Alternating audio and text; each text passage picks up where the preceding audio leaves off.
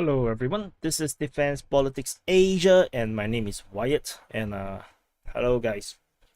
And let me prepare. I'm still actually not fully prepared for for the stream.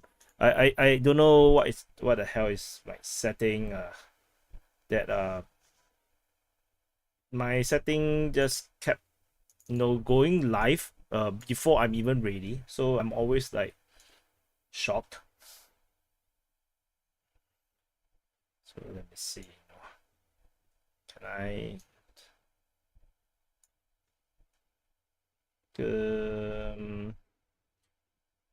so how do I do this thing?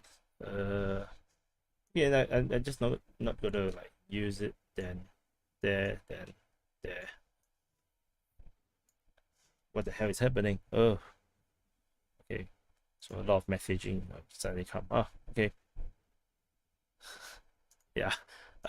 History Legends was WhatsApping me because I told him about the Nordstream explosion. Then he was like, yeah, he was like, just saw the news. So hello Toby Koi, super fast. You're like the first on the stream. And hello Nexus Code. Hello Ultimate Slavness. Hello Ergen D Jimin. Then hello Sleazer, Ron, Fat Giraffe, Song. How do you pronounce that? Songo Kovac. So so this stream because I'm not sure how to do the video for this because this is a developing situation, a developing news where the Nord Stream 2 pipeline is leaking, and apparently it's not just 2. Nord Stream 1 I think is also leaking, and this is definitely not normal, the timing of it. And these pipelines are very strong. They are supposed to survive massive ocean currents, so they are not supposed to leak easily, which means this is a definite sabotage. And this is also claimed to be sabotaged by the Poland leader, I think prime minister or president. Then which my personal opinion is the Poles are the one that sabotage Germany, because Germany is not exactly in a good relationship with Poland now. Poland has been putting a lot of shit on Germany lately. So hello William, hello Luca, and so this, my opinion is the Poles, if not is the Ukrainians, but the Ukrainians do not have the capability to do this because they do not have a strong maritime capability. So the only one left is Americans. I don't think the Scandinavians do this kind of thing. It's not in their character. And the Poles, however, given the kind of rhetoric that they has been coming out in recent days, asking for reparation for World War II, criticizing Germany for not providing their tanks, and not helping Ukraine enough.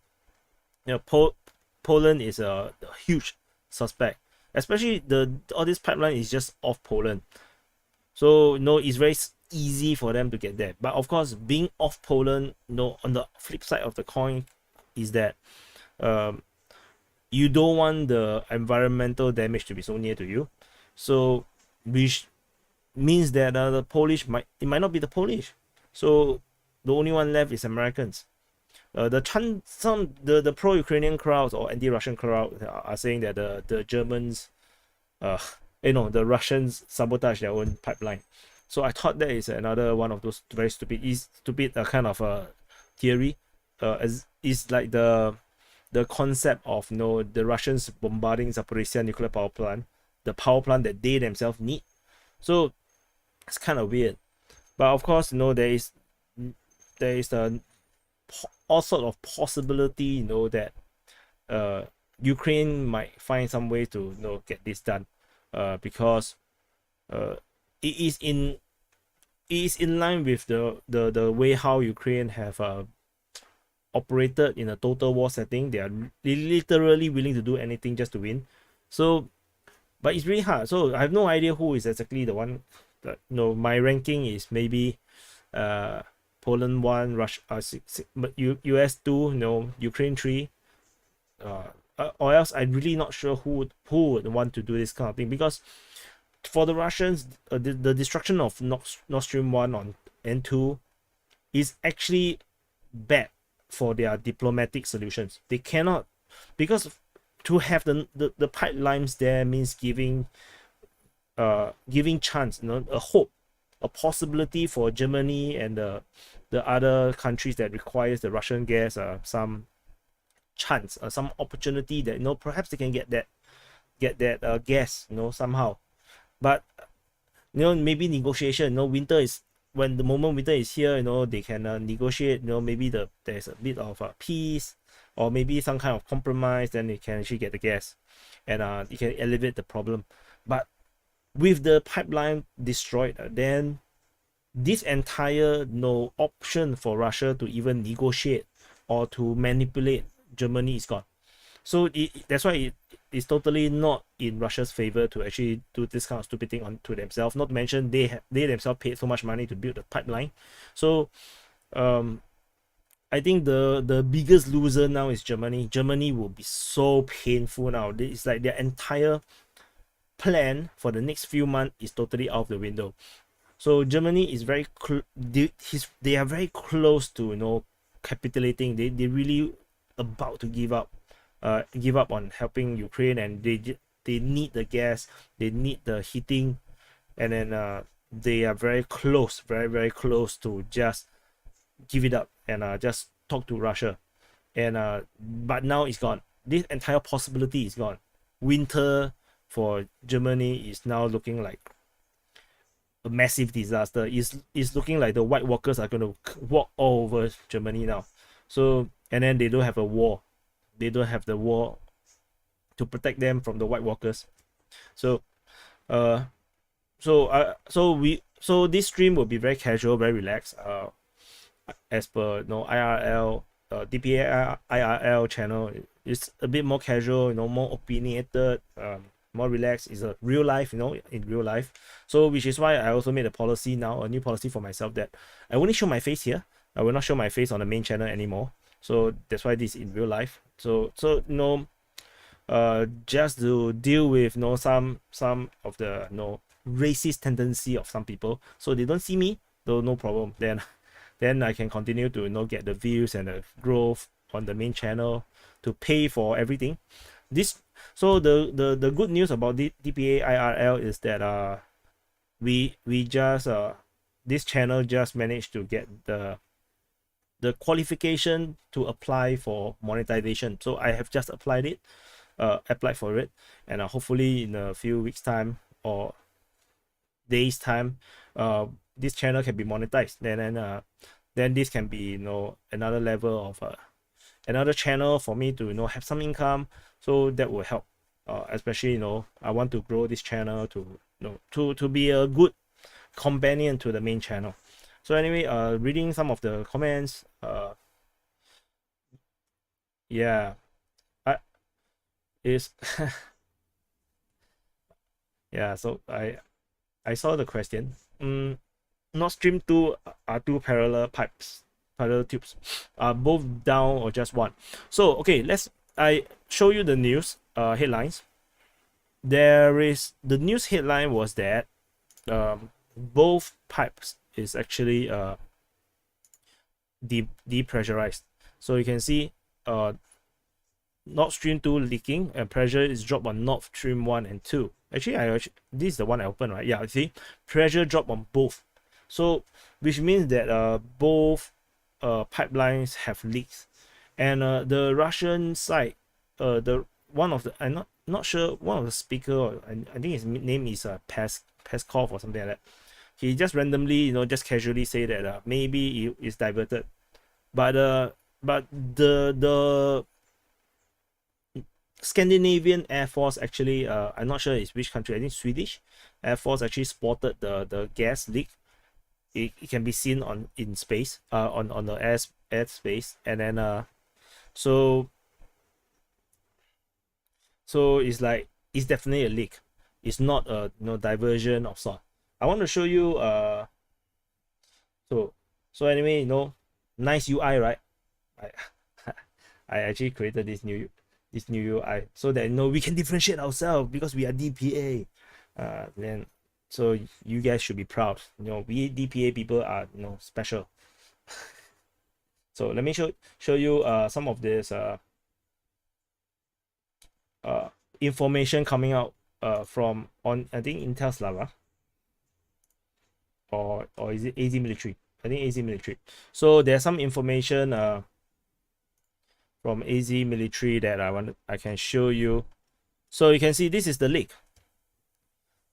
So this is the leak. You can see the bubbling, and so my understanding, based on what I've read on Twitter, some people say this. I think statement from official media is that the gas here is highly toxic, very very toxic. So which means that to even repair the pipeline, right, will be highly dangerous. Any creature gonna fly here, they're gonna die. They're gonna like then they smell so good and then they just faint. So the Russian side will have to shut off the pipeline entirely. I'm not sure if they can even do it because I heard that there is some pressurized thing, and it's like they cannot really just stop the pipeline so easily. So but they have no choice. They have to stop before they can actually do any repairs. And this is looking horrible. And you can see, I'm not sure why is there's this kind of lines over there. You can see this is aircraft. You can see the missile. So this is likely a fighter jet, I think. With I think this is a sidewinder. So but sidewinder, where's the wing? So it could be a helicopter too. I'm not sure. So basically, this is the Air Force pilot. Oops, that's not supposed to be seen. So that is actually the dead Ukrainian soldiers. So this is looking horrible. And this is another view. You can see the lines. I really do not know what is this lines. And this could even get worse because this is gas.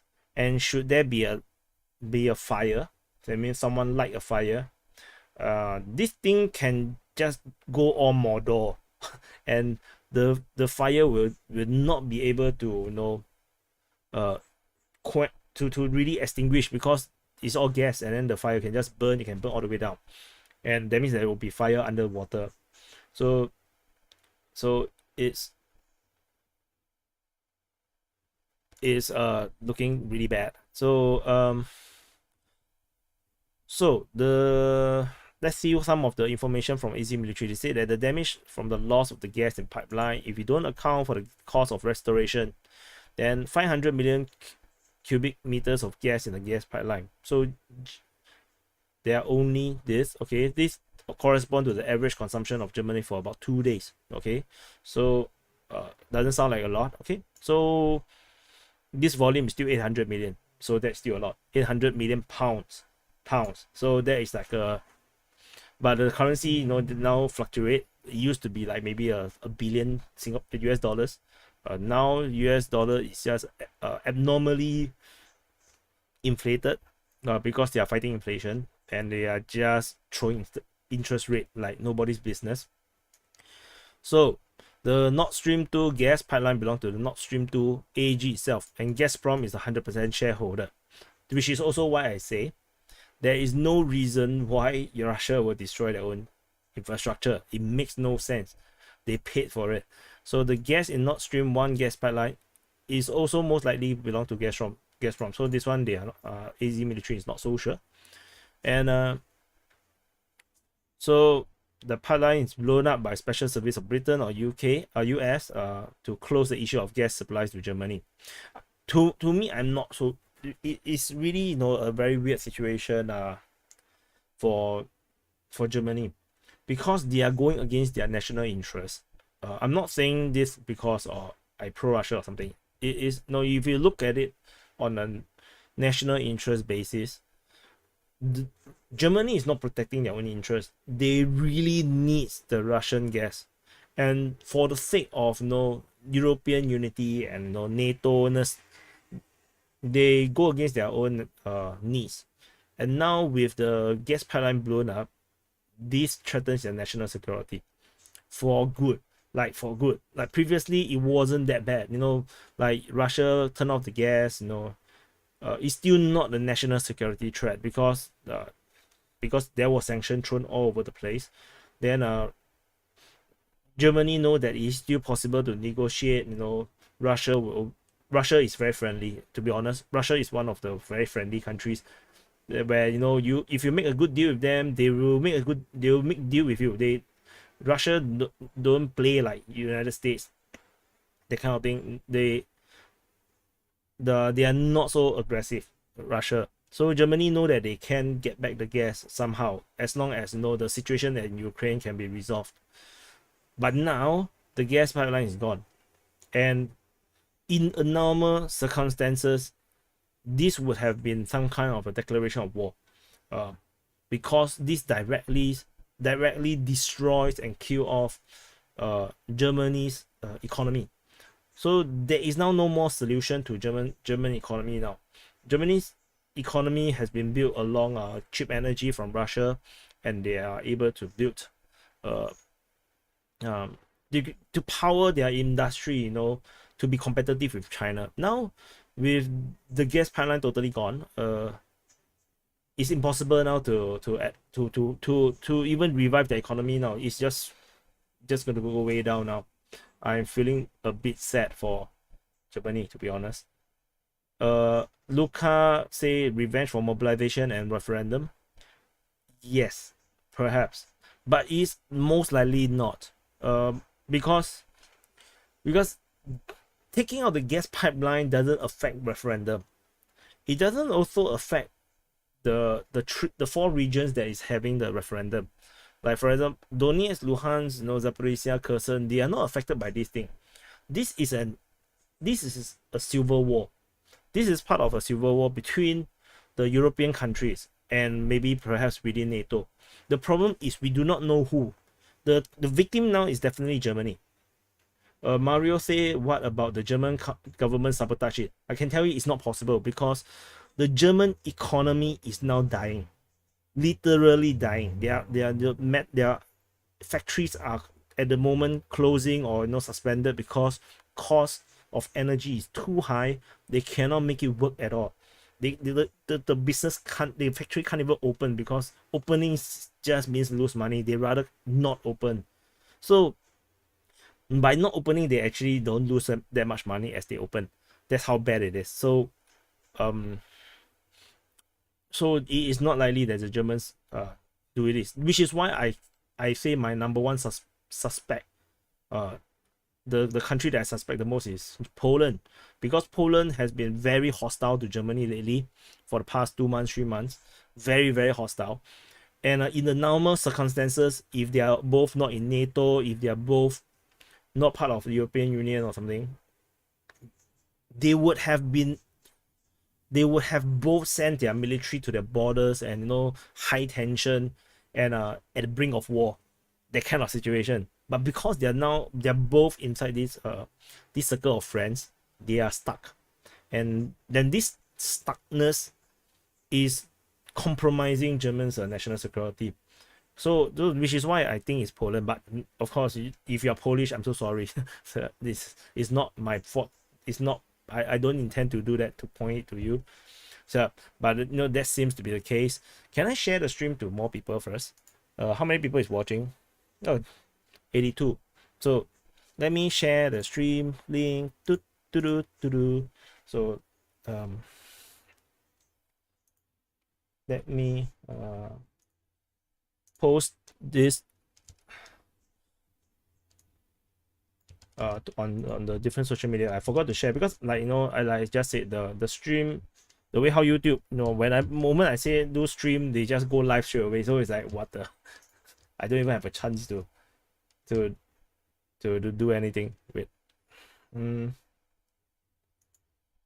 So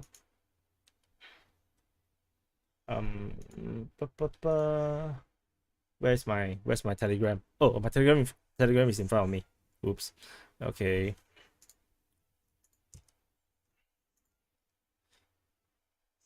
So Boom asks, do you think Germany can exit NATO and build their own nukes? Exit NATO and build their own nukes. Yes, but the thing is, Germany have goals. They have a goals of World War II. So this goals of, so it's like they cannot militarize. You know, like lately they because of the Ukraine war they militarize, right? It kind of scares a lot of people. So so like, you know, like, oh, Nazi Germany, the history, and then now they're gonna build their military again. You know, everybody is like, they don't really like Germany, you know, militarized. Fedor Emelianenko say that I follow him on Twitter. Actually, what's your Twitter account? Is it the same name? Sometimes, but because I follow a lot of people on Twitter, so I kind of like not sure who is who. I follow like 700 just on DPA's account. So anyway, and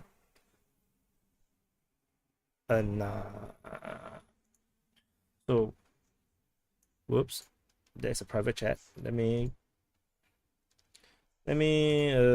put it here. I also thinking, you know, whether to, you know, if anyone wants to actually, you know, talk. But anyway, I want to go toilet. I drink a lot of water. Let me play something. Maybe the intro, maybe the outro, but outro sounds like it's going to end. Okay, never mind. I will be back in a while. Give me a second.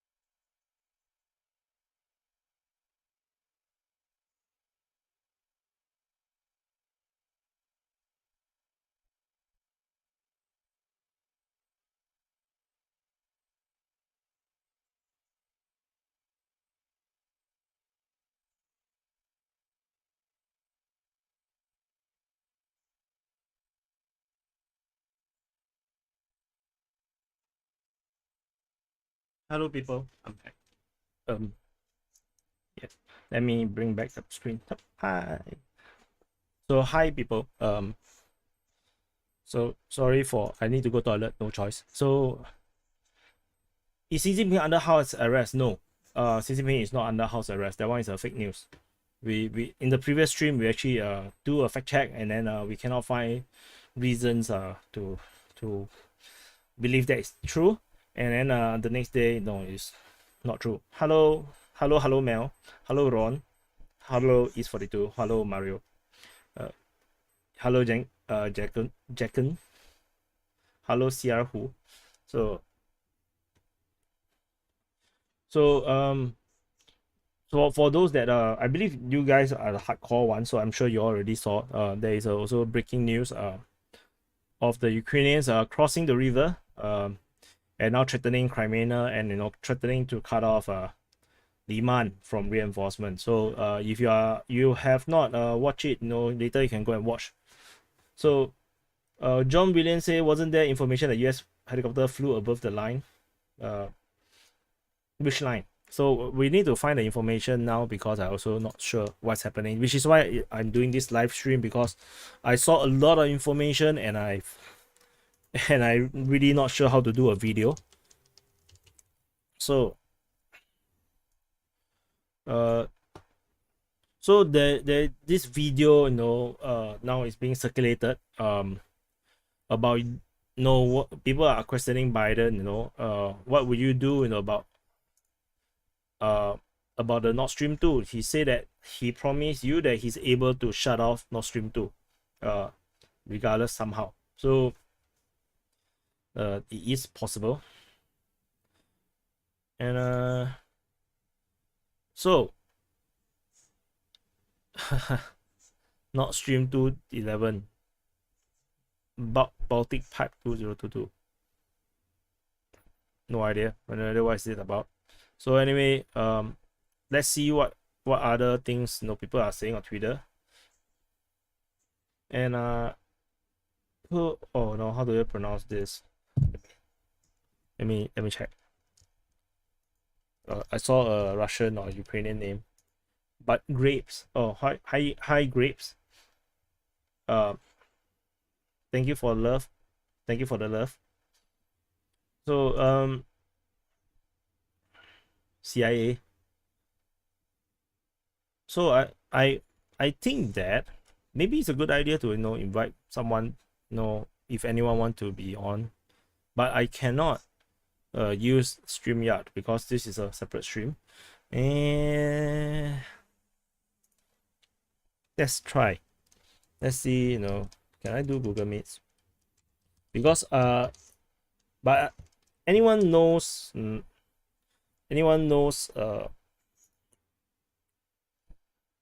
how to say, anyone know anything about this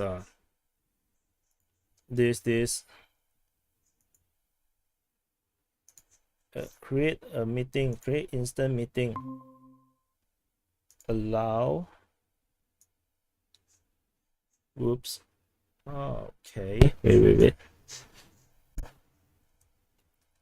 I want to, if you guys have any information about the Nordstream situation, or the situation in Europe, do let me know. And can I change my, let me change the setting for the camera field. Okay, so give me a minute. Let me start off. Let me disappear.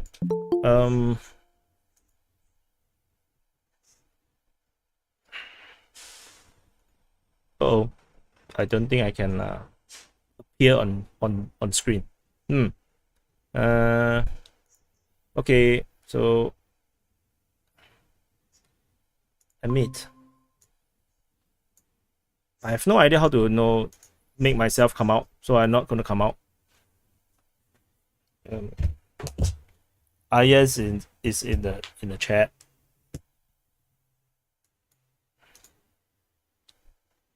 Hello. You're muted. So let me put on your earphone because I may not be able to hear. Nordstream is shut down. Yes, Nordstream is shut down. So it's not working. Can you hear me? No, you didn't. You didn't turn on your mic. You're still muted. Yes, Kada is muted. So can you hear me now? Okay, wait.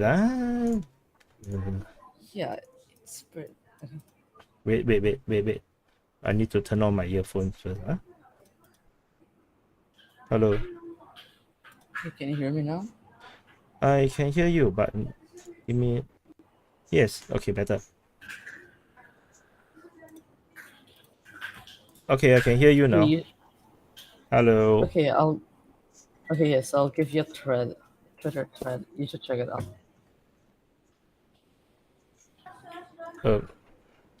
So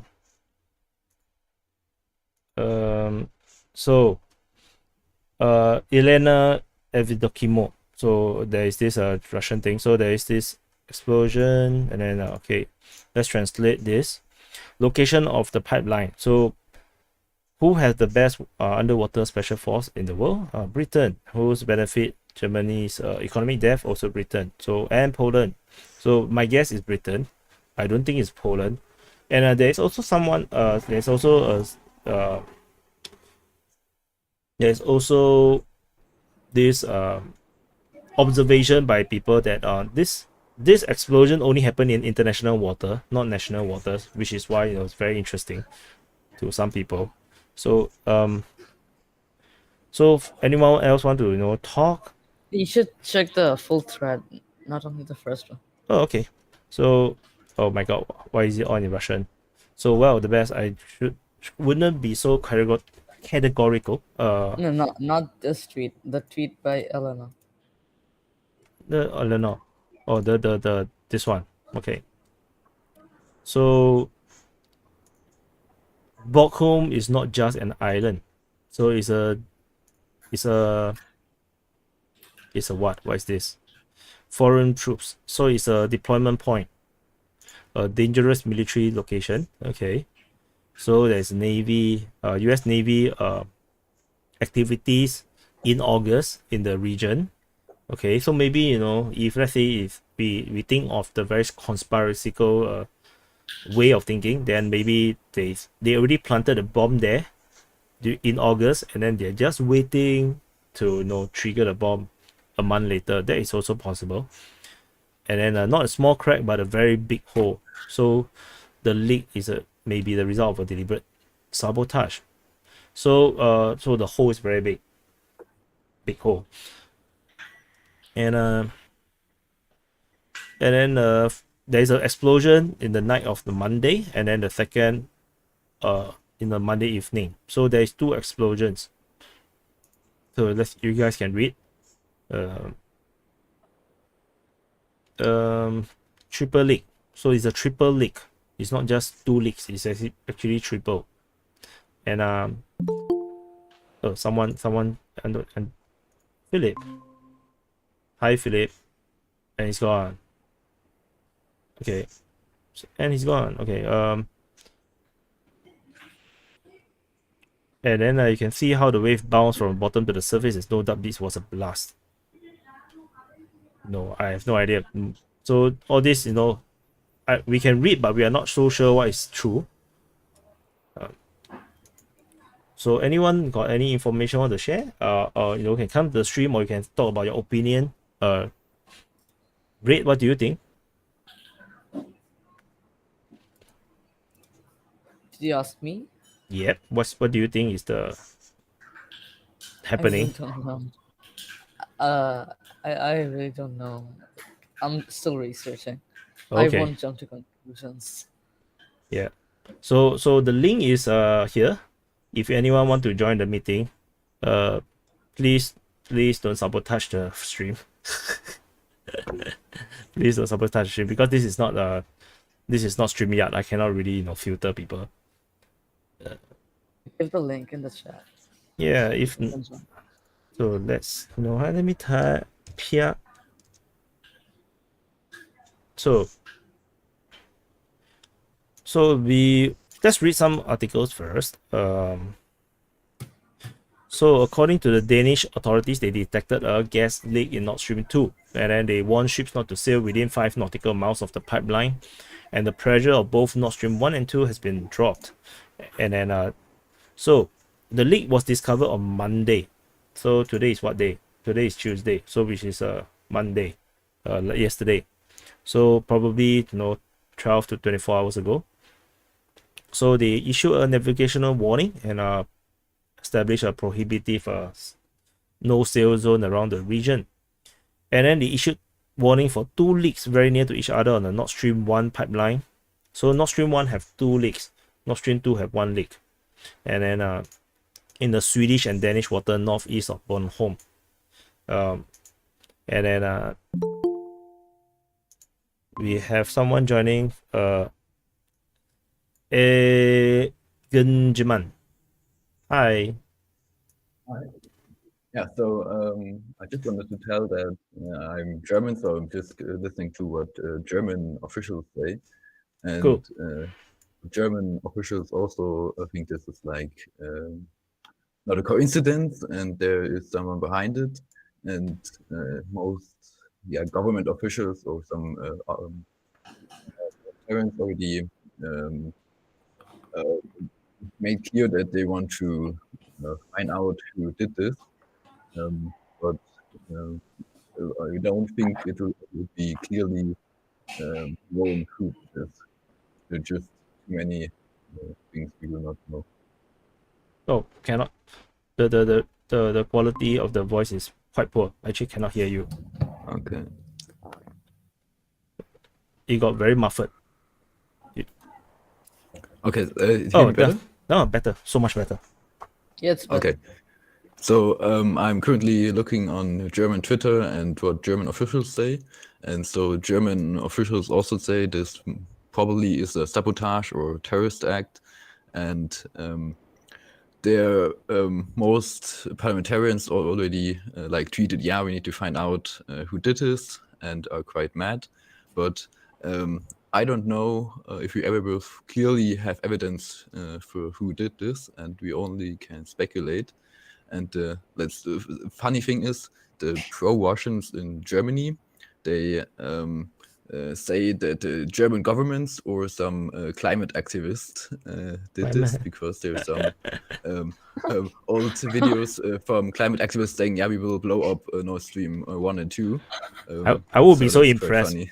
I will be so impressed. No. With Biden also said that he will stop Nord Stream 2.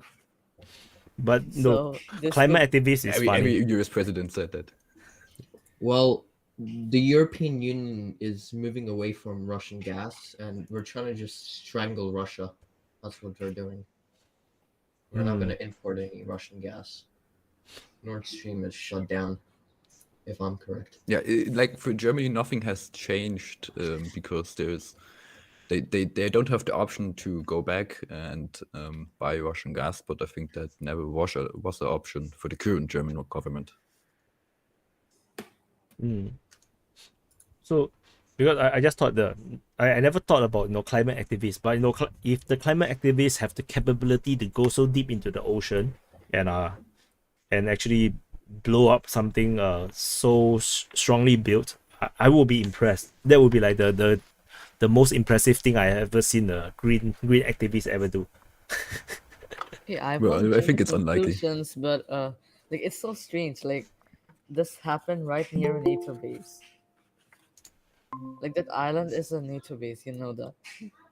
I showed you. Yeah. Hi, Whip Union. Hello. So we have Whip in the house. Because who else can like do stuff there instead of NATO? Like they will of course get caught by like, NATO raiders and stuff. Like they're literally doing it right beside the island.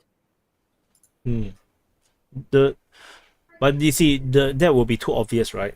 To do a sabotage just next to your military base. So, my opinion. That's the easiest option. So no, my opinion is as maybe some of you guys just now was not around. I think this is a situation like a form of a civil war between the NATO or European Union, and because this definitely have to be backed by a sovereign country. This kind of act, you call it terrorist act or sabotage or attack, it can only be done with the backing of a country, with military, with high-tech equipments or submarines, and well-trained troops. If not, this is not possible. It's impossible for anyone to just pull it off. So this is definitely backed by a country or a very, very rich organization. The question is who is benefiting the most for if the Nord Stream 2 and 1 is shut down, and who suffers the most. So who benefit the most and who suffer the most, and we can probably narrow down to who might be the one is actually the culprit and who is actually the victim. But of course, victim wise, it's very clear it's Germany, and I think the situation moving forward to winter is going to be disastrous for the Germans. Right, Ergen Diman? Even if it's like a rich organization, but they still need to like lobby the governments, like to allow them to do it. No, dude, It's right beside a NATO base, so not I necessary. think they somehow. Not necessary. Because there's always every country have their own dark service, their secret service, their commandos or MI6. If they need to do something, they will do something without the need to go through their parliaments. So yeah, and especially something like this, no one will approve it publicly. Yeah. So the current events are actually pretty good for the current German government because there was some pressure coming from some medium-sized protest to open Nord Stream 2. But now they have a good, just can say, yeah, we can't open it.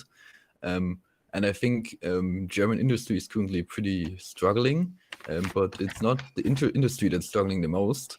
It's the small businesses like bakeries, which are pretty energy intensive, which have to pay high prices. And but I think it won't be a gas shortage. It's just high prices, and we'll need to see how long these prices will be that high. How much have the energy price increased in Germany? Depends. For the normal consumer, they're like fixed for like a year per contract, and then when you like have to renew the contract, there will be a higher rate.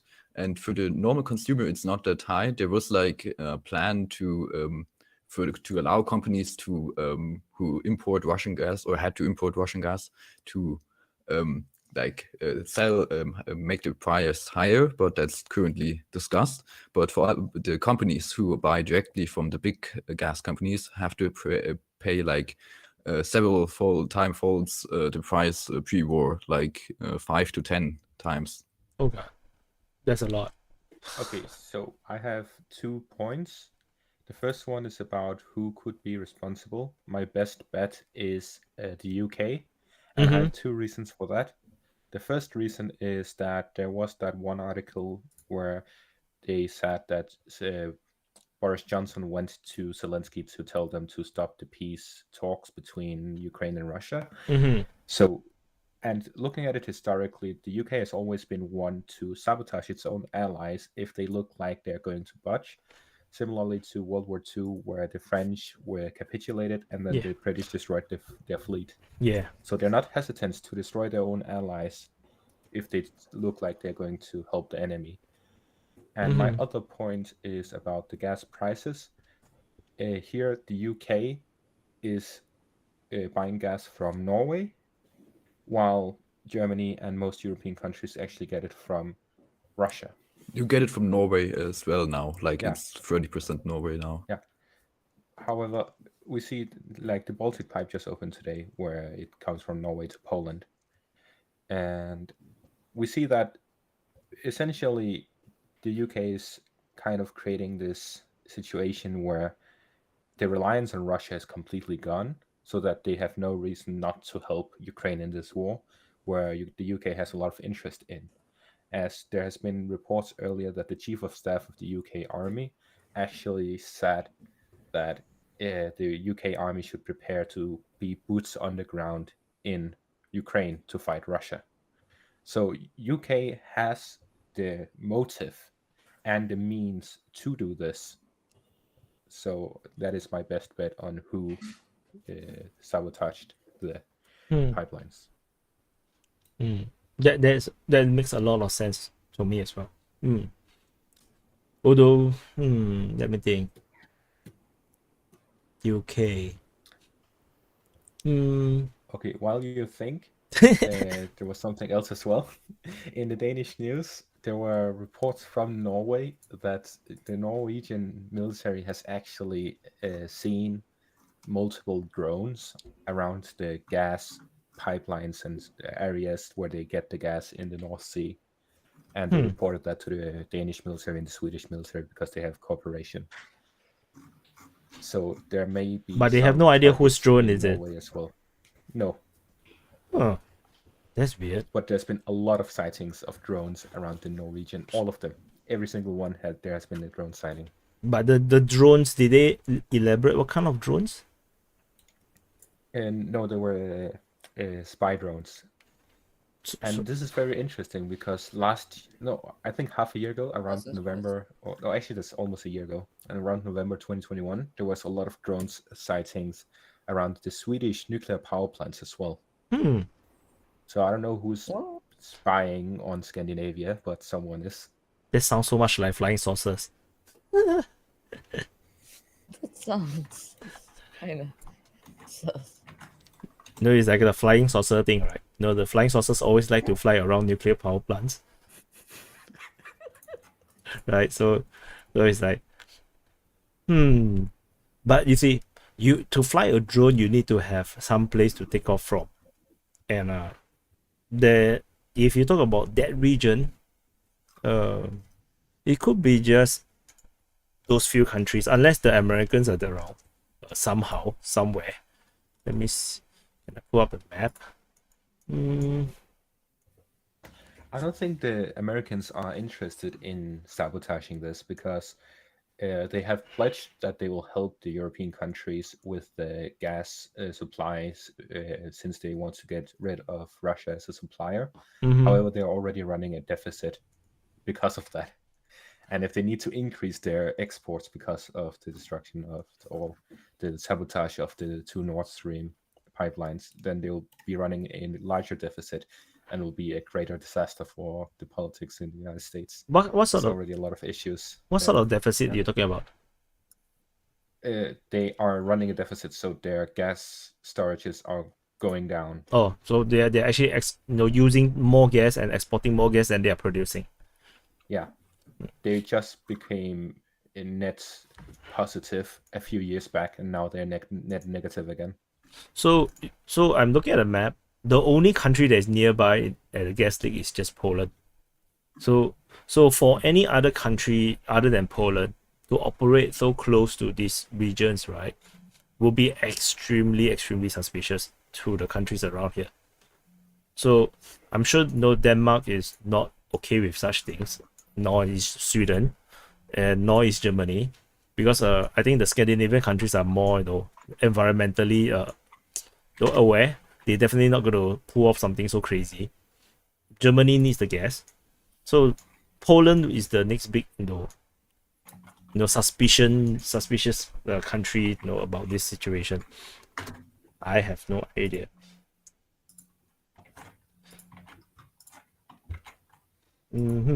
So let's see if we have any more information. Klaus Müller, the president of the German energy network regulator, wrote on Twitter that the pressure drop is a tense situation. I wonder why is it tense? So let's see if we have on Twitter. Do we have new information? I missed out. Just now I saw one very interesting image that I just accidentally refreshed before I saw it. Scroll down.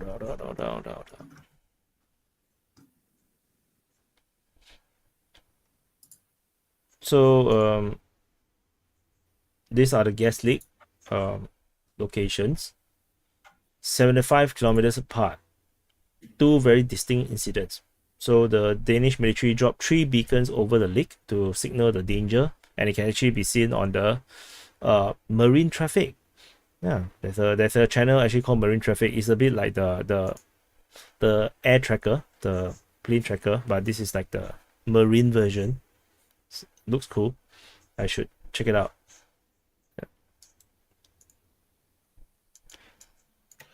There is also, as for like surrounding countries, the NATO alliance has a fleet in the Baltics.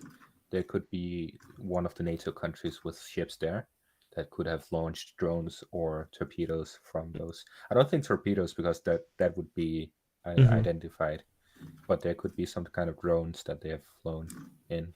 So I can see the buoy. So this is a gas reference, beacon isolated danger. So this is one, and then there's two more. So one is the south of the island of the Bornholm, southeast, and there's 2 more in the northeast. Sorry, 2 more. And there is some ships around. There's a German warship. The Rhine Henry, is it? No, this is the person's name. Dekel. I have no idea what's the name of this warship. So there's a warship. The German warship F219. No name. So this German warship is operating around here, monitoring. There's another. So this is a tugboat. Let's see what other ships is around here. crude oil. So the German warship is there, figuring out what the hell is happening. The sea lane is actually very, very busy around here, and then there's a warship right in the middle, monitoring the German warship. So it can be anyone. The drones can all take off from the container ships that are pretending to be container ships, but they're actually military ships. So I just saw a Singapore ship. Singapore for orders. So there's actually a ship going to Singapore. Would it be Singapore?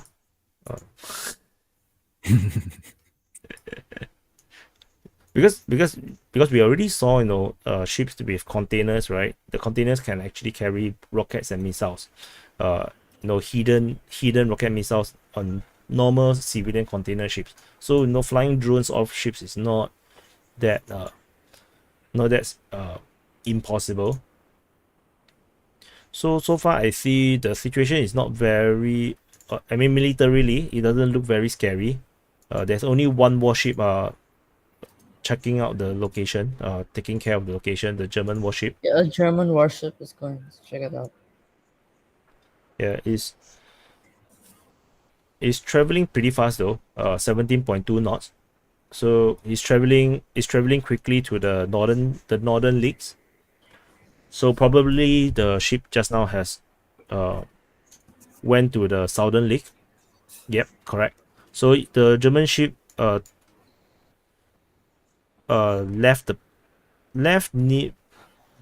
sure where he actually exactly came from. He was in the Bay of Lubeck, and then after that he actually traveled straight all the way to just off Denmark. Then after that they travel around the southern leak, and then it's actually moving to the northern leak. So yeah, that's the situation now. Okay, so I saw this article that the UK actually received 3 unmanned underwater vehicles 5 days ago. So if they From put who? explosives in those and then there were 3 wow. explosions. So Who did they receive it from? from a Remus 100, which is a defense contractor company. So Can you give the article? 100 Oh, meter okay. rated underwater vessel. So it can go 100 meter below the sea level. Yeah. I So- think the Baltic Seas is only like 55 How many meters. explosions were there? 3. Oh my god. So Baltic Sea depth. Let me find it. So I think BB Union's theory actually works. Okay, so the Nordstream 1 has a depth of 80 to 110 meters. okay, so it's around there. So because now looking at the chart, the explosion places is around there in terms of at most 100 to 120 in terms of depth, the regions. So yeah, that's suspicious. No, you're looking at Gotland. Bornholm is further south. Wrong? I saw the wrong one. Okay, let's try Yeah. again. Wait.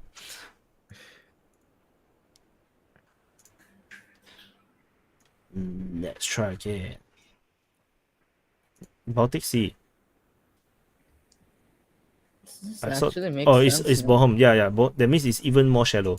Yeah, I saw the wrong Yeah. place. It's about 60 meters. Yeah, sorry, I'm not very good with the geography around this region. It's like Well, nothing ever happens in this region. So yeah, but I live there, Okay. so it's easy for me. Listen, it happened near a NATO base, and the UK only got 3 underwater vehicles a few days ago, and it happened in international waters. I think this is starting to make sense. so And they Also have an the interest in the depth. Yeah, also the thing you said about UK with betraying their allies or something. So the This question actually makes sense is, now. what is this Ramos 100 does? So because they procure 3 of them, okay, it's a mine countermeasure variant. So it's a mine countermeasure. Is this the same article? September 22nd. So this is September 21st. Okay, so this new system enhance endurance with sensor and payloads. So what is payloads? It's actually not very big. It's just like the size of a small torpedo. They have sold 600 underwater vehicles to 14 NATO countries. So this is not something special. This is like so this is a mine countermeasure variant. So 2-man portable unmanned underwater vehicle that can rapidly deployed to hazardous area to collect data in support of defense mission. So it can use to conduct shallow water, don't know what is MCM, port harbor clearance. Then side scan sonar, large area autonomously, allow operators to review data away from minefield, identify mine-like object. So if we want to hypothesize that this is being used, maybe they use this to find the pipes. I think rather than use this to mine the pipes, they can use this to find the pipes. Yeah. Very. That still leaves the question: how did they actually destroy the pipes without getting found? Yeah, my hypothesis is that they planted a bomb there, so then they actually travel away, and then they actually blew up remotely. I don't think No, it's literally beside a NATO base, so it's possible. But you must have special weapons to actually hit something that deep. Submarines usually don't even travel that deep. They are much more shallow most of the time. So No, but our theory is that like the UK used those weapons, like they got a few days ago. So do you share the link? So the unmanned underwater vehicles are not weapons; they are anti-mine vehicles. So unless they actually rammed the pipeline with them, they're too small to ram the pipeline. Yeah. They're too small. There's like not even, they're probably at most 2 meters long. So if they hit the pipe, it'll be like dong, and then you're like, I think the submarine will be broken. So unlikely. But as you mentioned, maybe they used them to detect the pipelines, and then they used some other weapon to destroy the pipeline, because some kind of explosion was involved. Can humans swim to that depth? Can human dive to that depth? No, they can't. That's too deep. Maybe with a snorkeling, then maybe. I doubt it. Because if they can plant the bomb, if they can swim down to plant the bomb, it's possible. But I just not sure if it's too deep. This area is this meter, right? 30 to 60 meters. So that's not actually very deep. Let me check. Diving depth. Human. 60 feet. Normal human dive is 60 feet. Deep diving explained. So we are going to other so I googled, and it said that with the right equipment you can dive between 1,000 and 2,000 feet. That is about 300 to 600 meters. Wow. God. Wow. 1,000 feet with specialized equipment. So yeah, that's 300 feet. 300 meters. 300 meters. So it's way more than enough, because I think they said that free divers can go up to 400 feet. 400 feet is how long? Who the hell use feet? And 120 meters. So it is not impossible. It's pretty easy to actually swim to the pipeline. So human I mean naval divers planting bombs on the pipeline seems to be pretty possible. Is it enough to drop the bomb from the boat? The thing about dropping bombs from the boat is that there will be fragment of the bomb, so that will become evidence. Or still same, you're still using a bomb, right? But the ships, if you drop a bomb but the bomb explodes too early, then the ships will be the culprit. So also no, not so good. Yeah, this is a very weird situation. I want to see, if there's any diplomatic statements, other diplomatic statements about this.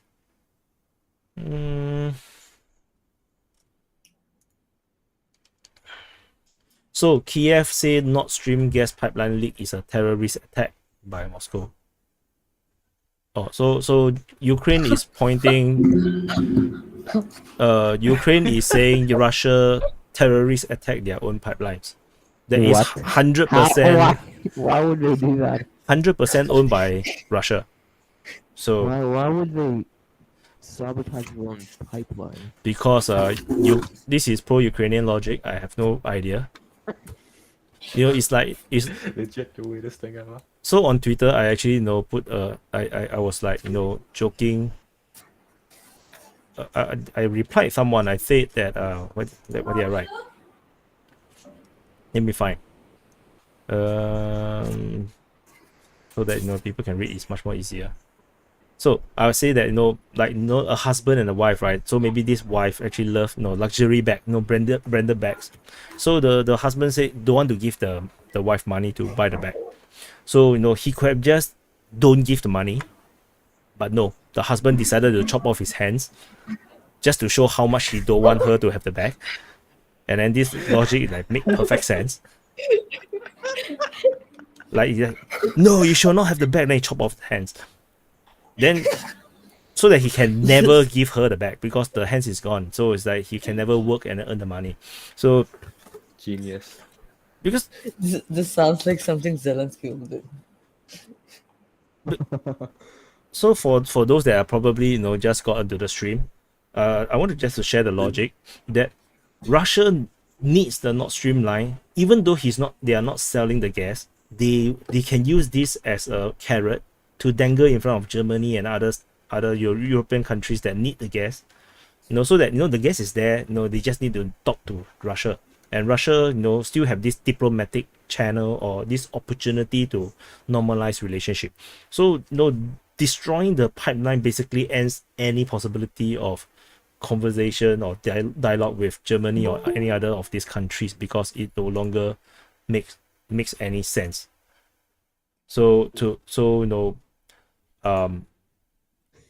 Which is why it makes no sense for Russia to cut off their options, because it is a good carrot to dangle in front of the Europeans, to just normalize the relationship after maybe referendum is over, the Russians trounced the Ukrainian military, or they decided to use nuclear weapons, then everybody give up helping Ukraine, then they can still get back the gas.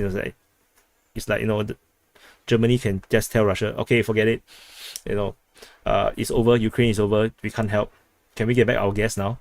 So now they cannot do that anymore because the gas pipeline is broken. And hello Manny, the god.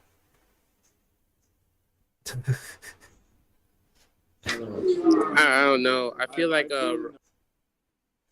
You feel like I feel like some NATO country would have done that. Probably America, maybe. I'm not Yeah. sure. I think if they would even try to take Russian gas, I think the U.S. will step in because Germany's in NATO. The U.S. will step in and do something to Germany, most likely. Well, like claim Germany, if you know what I mean. Like control it. Yep. Like you're not allowed to take the gas. Even though Germany's literally just gonna die. because we don't have any gas. So I think taking Russian gas was like never a real option for the current German government because there is a lot of problems with too high gas problems. There isn't a real gas shortage at the current rate. But we'll have to see how like socially and politically it will develop in Germany. But currently, there were some protests to open Nord Stream 2, but no one in the government or in the biggest opposition party loudly thought about opening Nord Stream 2 or buying Russian gas. And I think nobody, even after the war, will buy Russian gas again. so What people are triggering, the West is just sanctioning themselves because we're not getting any gas, right? So it's just going to be a energetic crisis or a so war even, just to get gas and stuff.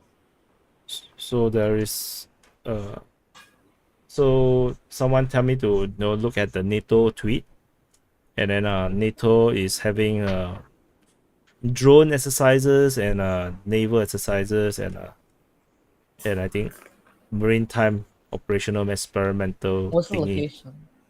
Yeah, I'm trying to look for the location. I cannot find. Ramus. What is Ramus? Ramus. NATO test. Robotic experimentation. And prototyping. Augmented by maritime unmanned system. Wow, that's very long. But it's in Portugal. So it's in Portugal, I think. So it's not relevant. It's with the Portuguese Navy. So that's not it. So Jens Stoltenberg say he just spoke to the President Zelensky, and he made clear that NATO allies are unwavering in the support of Ukraine's sovereignty and the right to self-defense. And he's referring to the sham referendum held by Russia that has no legitimacy and a blatant violation of the international law. This land are Ukraine. So what? NATO go to war? Enter Ukraine. So words are cheap. Nothing changed. Yeah, I mean, just talk. I also can talk. They like to talk but not do anything. So the latest. Things are so unpredictable right now. So what's the sound? So Whip Union has just left the meeting. Thanks for joining the stream, Whip. You guys should also check out Whip Union's channel. His channel is growing very quickly, and he's one of the rising stars in the coverage of Ukraine war. So You guys should check his channel. It's pretty good. So yeah, so I don't have much to add, in terms of Nord Stream 2, except for we can read a few more articles about this. No, I think like information will pop up like in the coming days. And you might get an idea of who might have done that, because like all the evidence you have gathered, it kind of suggests that UK might have done it.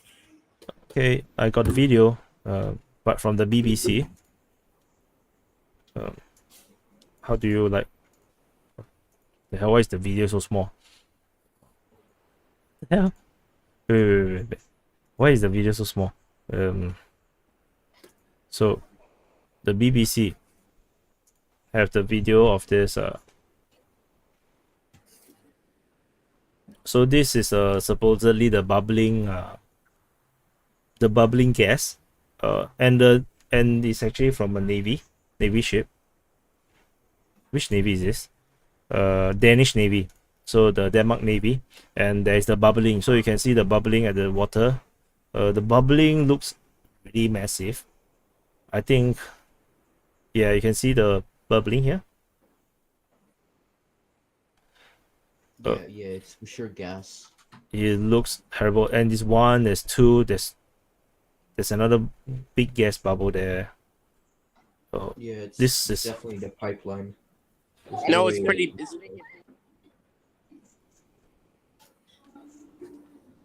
So this is the from BBC. So let's see what other information I can find for you guys to see. What about this? What is this?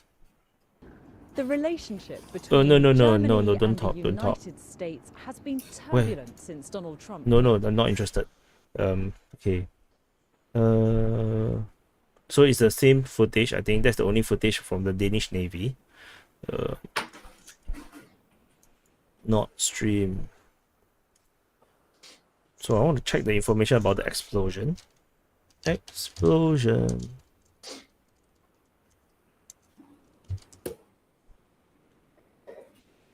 So this is a CNN.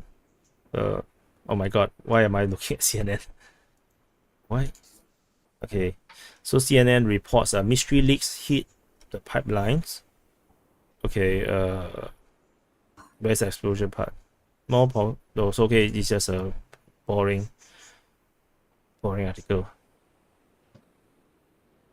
So Putin feared to have sabotage. So the Sun actually reported that they feared that it is Putin that have sabotaged the Nord Stream pipelines. So Nord Stream 1 and 2 both appear to have rocked by explosion, with seismologists detecting mini earthquakes close to the pipelines. So we have the location already. We saw it on the radar, the ship radar. And so energy bosses warned that there's a risk of explosion in the area and the ships could sink if they get too close due to the gas in the water. So the gas in the water actually might reduce the buoyancy of the water. So perhaps that's the reason why they say that. So Sweden confirmed they detected 2 underwater explosions near to the leak sites on Monday.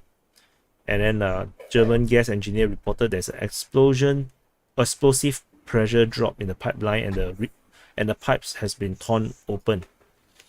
So the Swedish seismologist Bjorn Lund detected a blast of the force of 100 kg of TNT, and the Norwegian monitoring group NORSA registered an earthquake of magnitude 2.2. So then they detected another one at 2 a.m. and another one at 7:04 p.m. So no doubt these were explosions.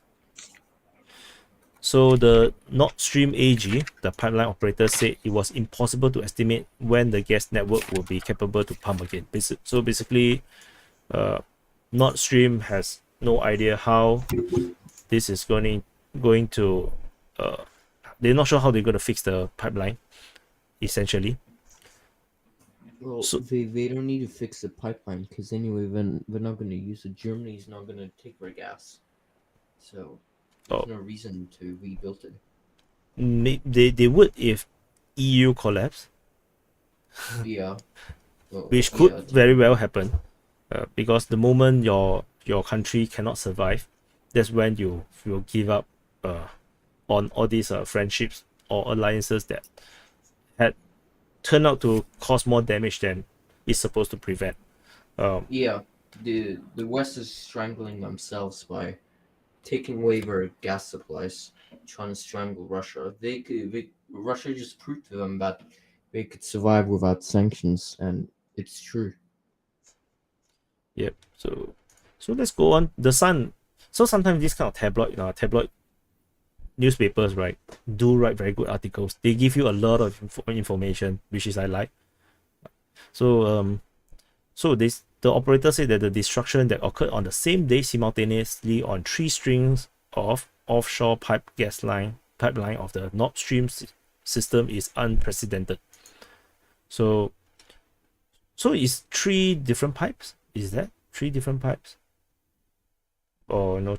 What do you mean by 3 strings of pipe?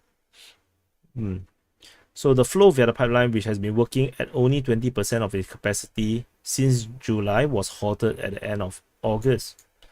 So the sabotage won't immediately impact supply, but it still sent prices soar up by 12%. So if you guys are living in Europe, good luck to your energy price. Ships and planes are told to stay away. with an exclusion zone of 5 nautical miles and 1,000 meters altitude set up around the leaks due to the fear of a disastrous explosion. So all we need now is a bit of fire, and we're gonna see some massive explosions. So Danish warship HDMS Epsilon has been deployed to enforce the exclusion zone, and Germany and Denmark reportedly both considering sabotage lightly, with Copenhagen admitting that there is a really big hole. So Danish F-16 spotted the leak after realizing the sea was bubbling. So energy boss of the Denmark Energy Agency warned that it will take a week for the gas to stop draining out of the pipeline. So this bubbling is going to go on for a full week. The sea surface is full of methane, which means there's an increased risk of explosions in the area. So let's see what else. German federal investigator fears special forces using a submarine could be used to damage the Nordstream. The source said, everything speaks against a coincidence. Our imagination no longer produces a scenario that is not a targeted attack. So the German federal investigator is very sure that it's a targeted attack through special forces using submarine. They are quite certain that might be the case. And so there is also no sources saying that it could be deliberate to sabotage to destabilize the energy market. So Russia described the attack as very concerning news. That's too cool, right? It's like the Russia say, "What? My pipeline? Oh, that's so concerning." And then there is correct. Peskov. He said this issue related to the energy security of the entire continent, and so no options can be rocked right now about sabotage. So the gas price rose again, and blah blah blah. So Poland Prime Minister said that the leak is caused by sabotage, and his statement is all but accused Russia of being behind the damage to the pipeline. So we face an act of sabotage. We do not know all the details of what happened, but we clearly see it's an act of sabotage. So then went after Putin. Sadly, our eastern partner is constantly pursuing an aggressive political course. So Poland say it's Russia. I will say it's Poland. The Baltic Well, states will also say it's Russia. It could be Russia, where they could be doing it like to tease Germany and stuff, and the EU that come take this gas and stuff. We could repair it if you want. Yeah. So I think maybe they could do that. I'm not sure. So why I don't think But it's I'd say maybe UK or someone, one NATO member. I don't know. So why I don't think it's Russia is because it's not Russia's behavior. Because if you look at the situation over at the demand front, how they are getting smashed by the Ukrainian forces, they are not ruthless enough. Russia is just not ruthless enough. If any one of us if we are in the position of Putin, we have probably used nuclear weapon by now, or we have declared war and conquer half of Ukraine by now. Russia is not doing that. They are just not ruthless to do something like this. If they are ruthless enough, they would have done a lot more in Ukraine. So to do something like this, they sabotaging themselves as well. So we have to also remember that geopolitically, Russia is not exactly friends with China. They have no choice now. That's why they're depending a lot on China, and they are building the pipelines to China because they have no choice. They have to to buy this insurance, just in case this pipeline to Europe will never be used, and looks like it's never going to be used now, by the look of it. So, yeah. So, I'm not sure what's gonna happen next. Okay, that's a very good article by The Sun. I'm actually impressed with it. So yeah, I don't think we have any more information that tentatively regarding this Nordstream thingy. Anyone else in the chat? Anything to add? Anything else to guess? To ask? John said John BBBBB say why would nuke help Russia? Seems like a good way to really intensify worldwide opposition. Yeah, exactly. So they will not. So that's why Russia will not want to use the nukes as much as they can, because it's counterintuitive, and it will make it really hard for countries like Indonesia and India that has been buying Russian gas now, from continuing to buy it. So they will. So using nuclear weapon is counter the interest of Russia. They will not use nuclear weapon as much as they can. And as I said, Putin is not so bullish. He's not Kadyrov. So Putin is very conservative. He do not take this kind of risk unless he's no choice. And arch anarchist say, why do you think the Russians counter escalation would be? What do you think is the counter escalation? Well, they already doing the mobilization. The most they can do is probably start the Kharkiv front again, start the northern front again. But 300,000 troops is not enough to do that. To really conquer, to do the operation that they started the Ukraine war with, they need at least 1 million troops. 1 million troops to pull off conquering all those territory. So with 300,000 additional troops is merely enough to secure the 4 oblasts, the 4 regions. So Pilot Man say he feels like a rogue NATO country did this. Seeing the reaction of EU, none of them planned this, hence their shock and sudden reaction. Yeah, which is why I still pointing at Poland. Because Poland's reaction is ridiculous. To point at Russia is like, what? Although UK has been quiet, what is the UK statement about the Nord Stream? I haven't seen the. Let's check. UK Nord Stream.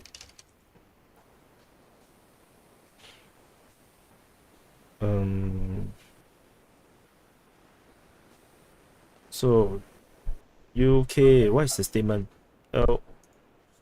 Distrust. These truths. Oh my god. These truths. These truths haven't said anything. Did I spell wrongly?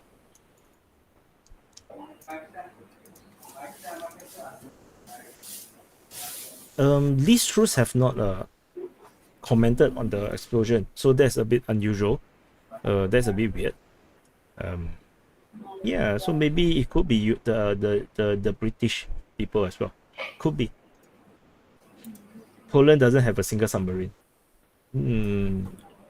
That could be a good point as well. This could be a good point. Liz. Lizard.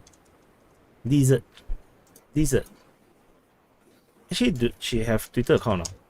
These trust people. These trust. So I should follow her because she's the prime minister. So he said, something is a good country. Then his thought is with Shinzo Abe. I give an article. You should check it out. So Liz Truss have not said anything about this explosion. So read it, whatever you want.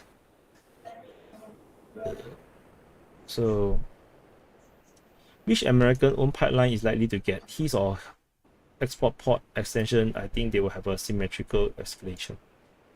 Yeah, you should Google me, chat. I give you a link. Sorry?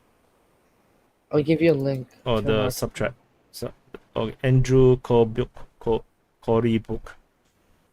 Pico. Oh my god.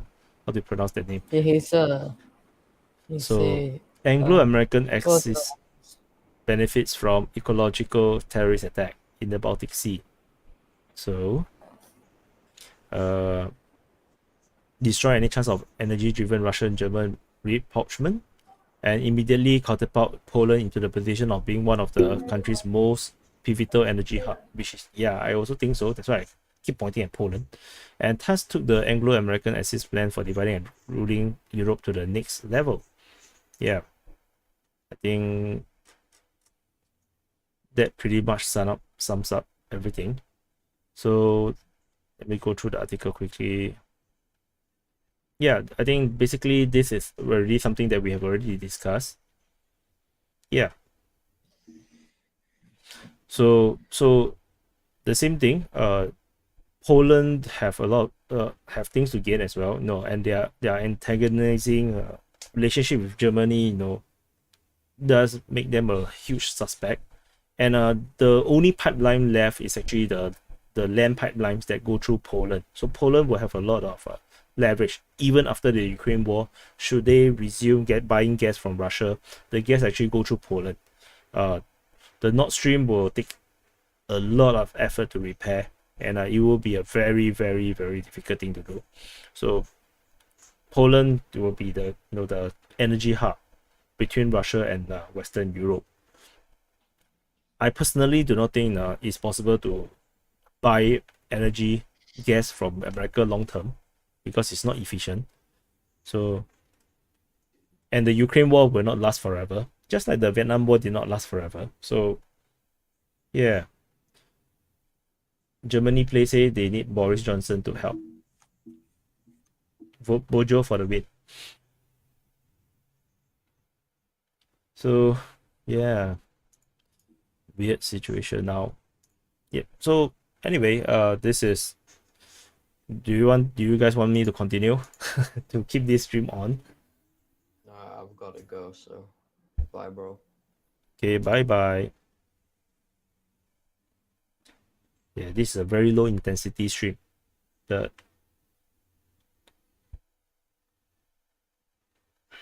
So there might be a strike hawk flying around this region. So what else can we find? I don't think we can find much. I have no idea how to write this article because people already wrote nice article about it already.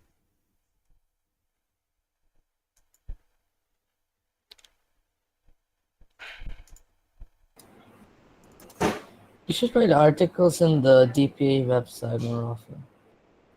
So sorry again? You can write articles on the DPA website. Yeah, I can, but usually I don't do it nowadays because it is more worth my time to just do videos on YouTube because articles don't really generate income. Nordstream 2 was never opened. Yeah. So I think the bubbling is maybe the Nordstream 1. It's the one that is bubbling, not the Nordstream 2.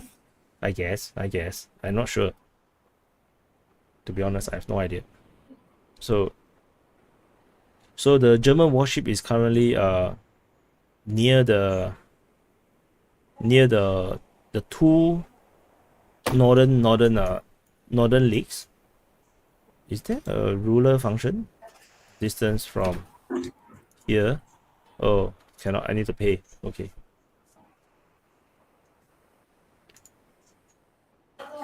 Yeah, and then there's a Coast Guard as well. The Swedish Coast Guard is in the area also. Does that map show submarines? I don't think so. This is commercial. I mean, military submarines. They will just turn off. They will not allow people to track their movements. Oh, there's a pleasure craft. What is this? So that's not a Navy ship. This is not a Navy ship. So it looks like the southern part, right? This southern one is not that dangerous. The dangerous one is the one in the north. This one in the north is dangerous one, which is why we have a coast guard there, and then there's a Navy ship, the German Navy ship here as well. So that's the situation now on the ocean. Technical guess.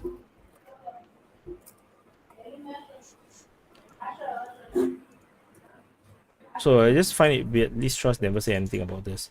So anyway, I'm starting to think this mhm, was done by UK.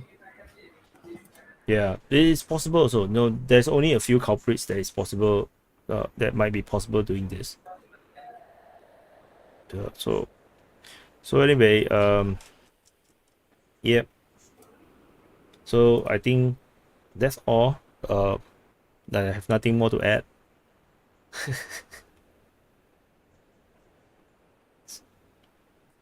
So shall I close the stream? People in the chat.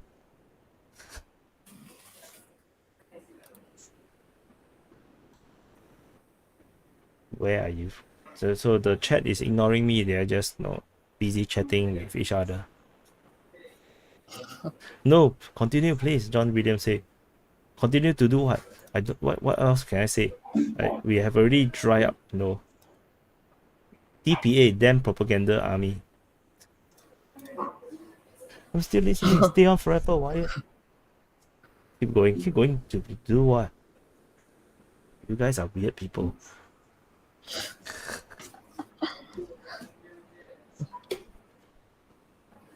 So The DPA group chat on Telegram is also very weird. anything on Telegram DPA? Oh, that's okay. That's a good question. Let's go to let's check out a few. I think ASB military. So So ASB military is not talking about the pipelines. Intel's lava may.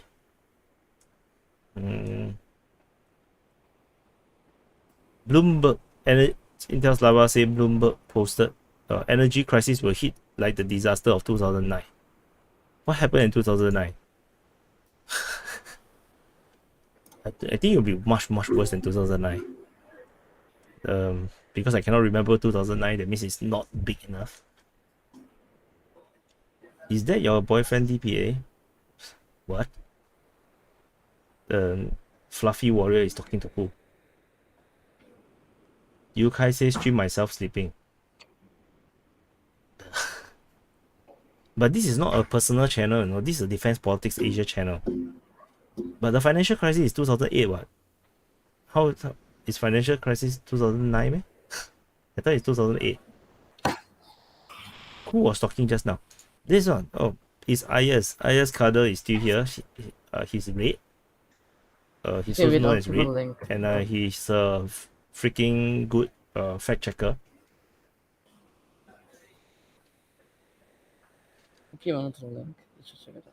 So anyway, Red, I will close the Google Meet. Thanks for joining. I will. Okay. See you. Make sure to check the link I gave. Okay.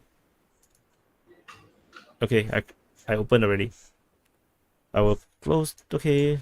I end the Google Meet already. Yeah. So conspiracy time.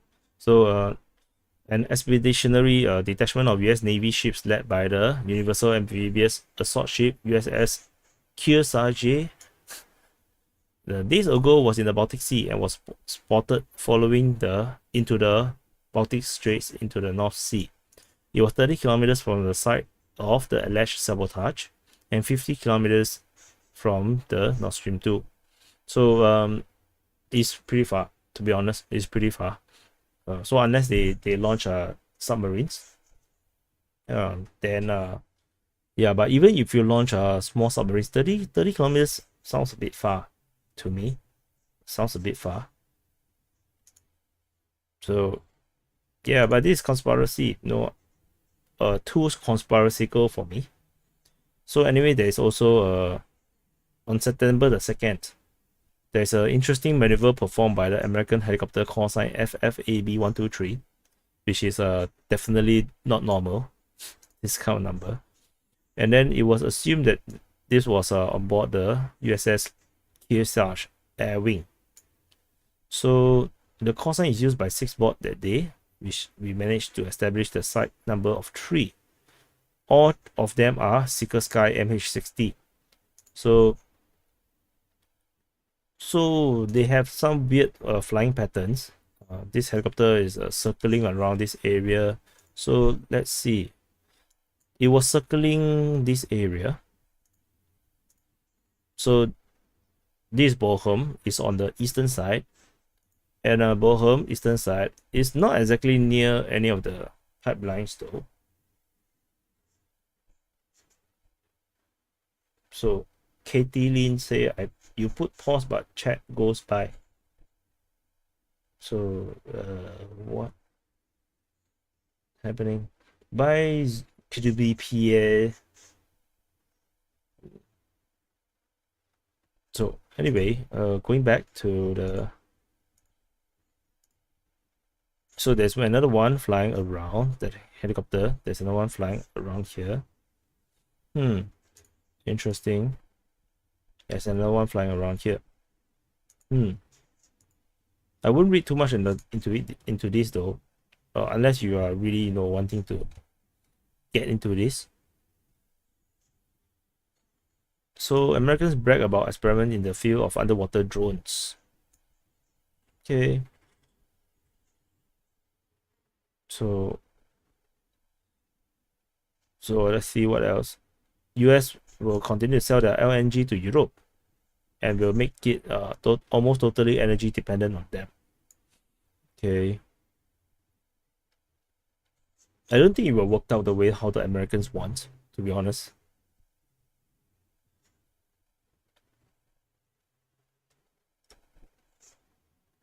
The era of Russia's dominance in the gas sector is over, claimed the Polish Prime Minister.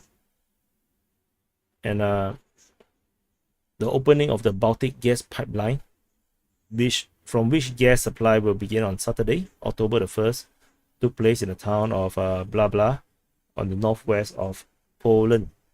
So he declared with absolute confidence that the period of Russian dominance in the gas field, marked by extortion, threats, and blackmail, is coming to an end.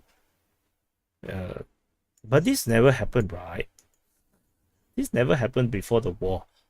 So anyway, the Baltic pipeline means freedom from today and become a pipeline of independence, security, and peace.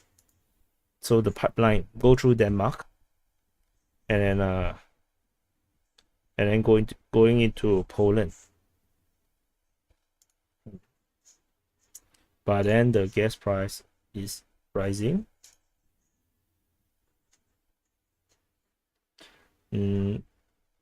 NATO speaking about international law. Blah blah blah.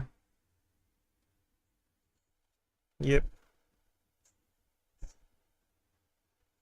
So I can take off my earpiece already, since I'm not in the chat.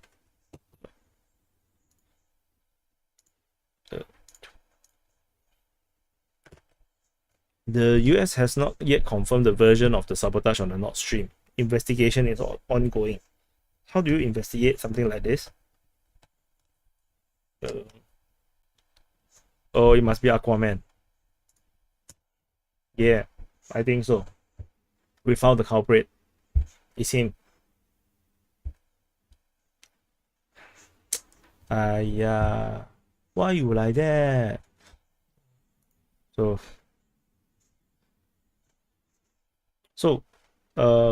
sidetrack. What do you all think about the UI, the design of this thingy? So you all don't see, all the useless part of my screen. You don't see my bookmarks, my tabs. You don't see my, my what's it called, taskbar. So you only see the important parts, the important parts, of my screen. So what do you think about the new design? And this one I didn't turn on the music, not music, the background sound. I can actually turn on the background sound as well, actually. So yeah, so now feels more like an ops room. Arch Anarchy says it looks pretty cool, and John BBB UI is good, but can you remove the animation from being on top of the browser? The top of the browser, that is actually the background. It's supposed to looks like, you know, something very deep is happening, like, you know, we have a lot of depth. And to be honest, no, it might be distracting, you know, in the beginning, but actually after a while, you know, I don't think it's distracting because you will just be focusing on the main screen. At least that's for me.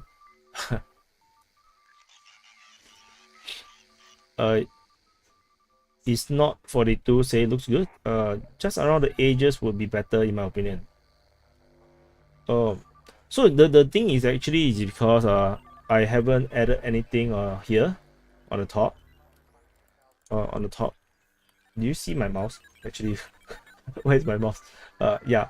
Okay, let me move this. Because this page I haven't added anything, so which is why you find it a bit disturbing. So if I add a title, you know, make it longer, you know, because I leave this space for additional things in the future, I can put more things here. Now, so like big titles and everything. So that's the space meant to be for. Like, and actually, you know, I have like different formats.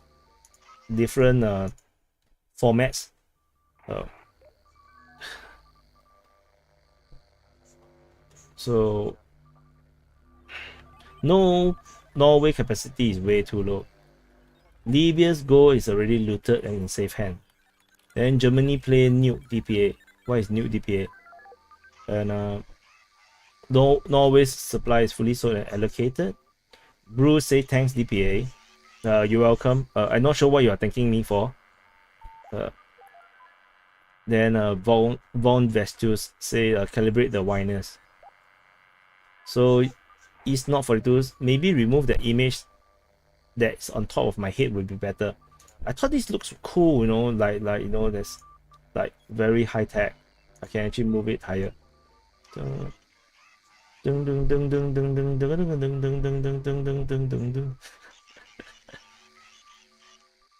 Okay, is that better? Is that better?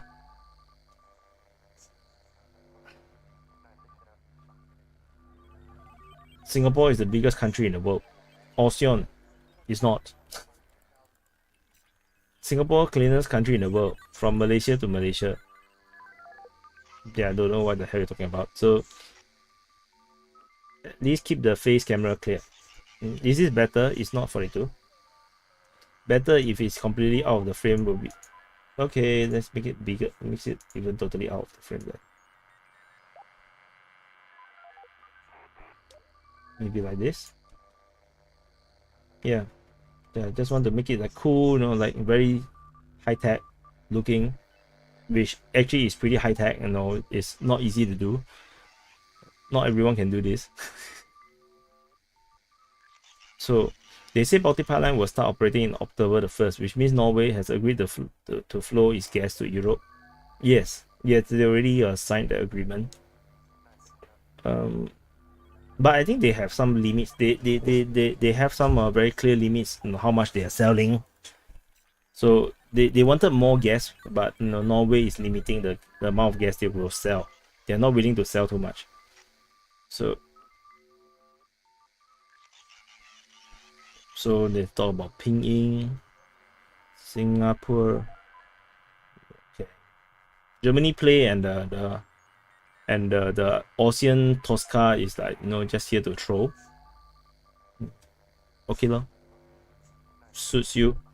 If it makes you happy. I'm saying it's so small, it's inside Malaysia. Singapore is part of Malaysia once upon a time. So I'm not sure what you're trying to do. No, I'm not so, you know, vulnerable that I feel like, oh, I feel so painful because you say Singapore is bad. It looks like a bad computer from the 1960 series. Is it? I don't know what is that. A bad computer.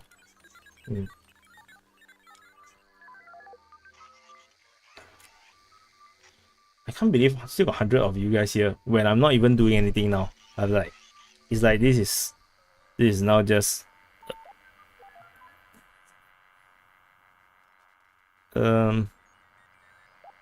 let's see the Russian news. If they say anything interesting. So this is when? This is October the 3rd, 2020. Okay, so at a meeting of the UN Security Council on Ukraine, Zelensky was invited to speak via video link. Okay. Ukraine banned the export of goods from the territory of the country under foreign economic contracts. The country of destination, which is Russia. Okay, whatever. Price of gas in Europe exceeded 2.1 thousand after Gazprom's statement about the trial with Nastogaz. What trial? So I'm just trying to dig through the Russian channel and see if they have any statement. So Gazprom statements collected categorically reject the demands of Naftogaz of Ukraine on the initiated proceeding on gas transit to Europe. So the holding consider the filing of Nastogaz of Ukraine's appeal to the court an unfriendly step and a continuation of the unscrupulous behavior of Ukrainian company. So Gazprom notified the arbitral tribunal that it will not pay for transit services not provided by Naftogaz. So attempts of Naftogaz of Ukraine to seek consideration of the dispute with Gazprom give grounds for imposing sanctions against Naftogaz. Okay, so this what happened is that Ukraine actually launched a lawsuit against Gazprom for failure to fulfill contracts, and then so this is basically the statement about it. So Hatunen say what do you say? Liman lost or not? I think it will be lost within the week. The situation on the ground in Liman is very advantageous to the Ukrainians. They are actually fighting in the way that everyone expect Russia to do. They are doing the mobile warfare. They flank, go to the rear, and hitting the weak spots, and then always do diversion. You hit left, and then actually you are hitting right. So the Ukrainians are doing exactly that, and the main reason they can do that is because they got the sufficient numbers to do it. The Russians just don't have enough troops. So I can actually go through that a bit. So this was just now the thingy that I presented. As you can see, the Ukrainians have crossed the river at multiple locations. The exact spot of the crossing is not sure, so I'm just putting across the main settlements at Zakine, and I forgot what is this, Serebryanka and Bolehorivka. They cross, and DRG is already spotted in Toske and at Yampil, and Ryba also mapped Dibrova as captured. So I tell you what is the situation now for Russia. If you look at the road networks, maybe this one is not so good. Maybe I should open the map. But anyway, there's only one main road going down here from Makivka to Terny, and from here, then they can actually go to Liman. The other road from Crimea, this is already compromised. So this is the only main road down, and any roads from here is no longer usable because the Ukrainians are there. So the situation is very bad for the Russians, and I believe that the Ukrainians will actually focus their attention at Toske, and they will take Zarishny. And with the fall of Zarishny, Liman will be encircled. The entire area here will be operationally encircled, and they will be, like what the pro-Russian side would like to say, grind down. So that's the situation for the Liman situation. Drunk Bear say, are you going to hit the greedy? What is greedy? What is actually greedy? I don't understand. So I just want to go back to this part. So you just look at the roads, the road networks. You can see that there is actually no major roads around here. You can see there's no major roads around here. So everything have to go through Makivka now. Go through Makivka all the way down. And of course they can also use the highway here, but they will have to switch to Makivka. There is no other roads. You can see there's no other roads here. No major roads here. So the other road is just the only major road is Crimea moving all the way to Zabrishne. And this road is now not usable now. It's unusable. So this is the only road now. So if you ask me, Liman is now in danger. I give them a week if there is no changes. So yeah. All these chatbots are funny because what are they expect to accomplish? People to click the link? Do you click the link? Are you so clever to click that link?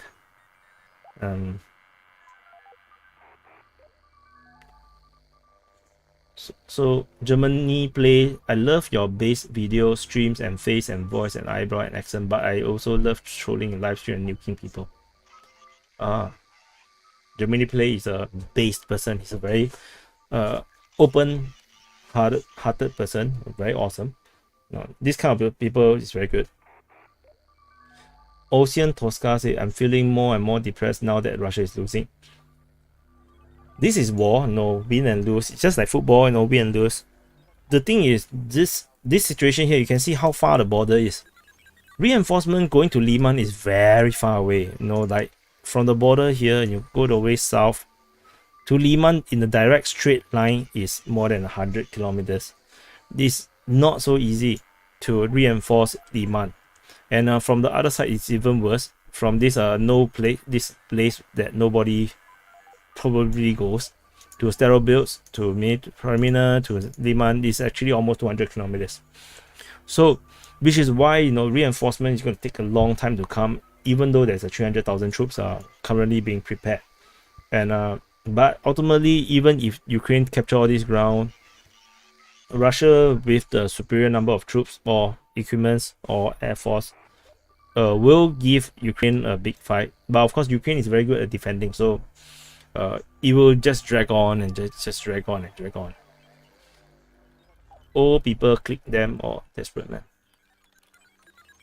Yeah, but eventually the war, I still do not think Ukraine can win. I do not think this is a war Ukraine can win. But Ukraine can make it very painful for Russia. So that's what Ukraine is doing, right? Because the Ukraine situation is not Vietnam. To Vietnamese people, they do not view Americans well, and because they are totally foreign. So they don't view the support of or the presence of Americans positively.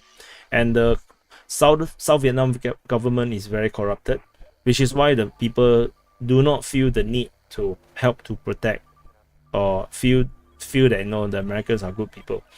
But in Ukraine is very different. The Donbas people, especially the Donbas people, are very pro-Russia. They have fought against the Ukrainian military for 8 years. And even people in Kherson and Zaporizhia, there's a number of them, the huge number of them was actually involved in the Civil War. But then they are unable to overthrow or gain their independence because Russia just did not come in to help. So eventually it was only just a small territory remaining at the beginning of the war. So it's not going to become a Vietnam for Russia because Ukraine just do not have the popular support in the occupied territory to make life hard for Russia. Yeah.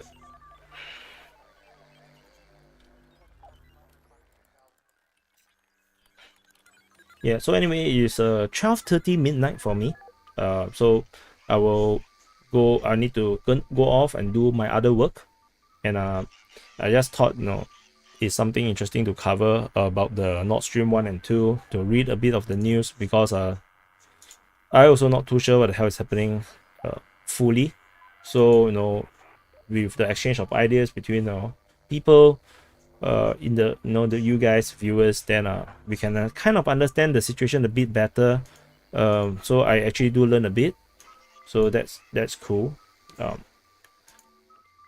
So Nordstream is no longer the entire gas thing is not out of the negotiation table now. It's totally off now.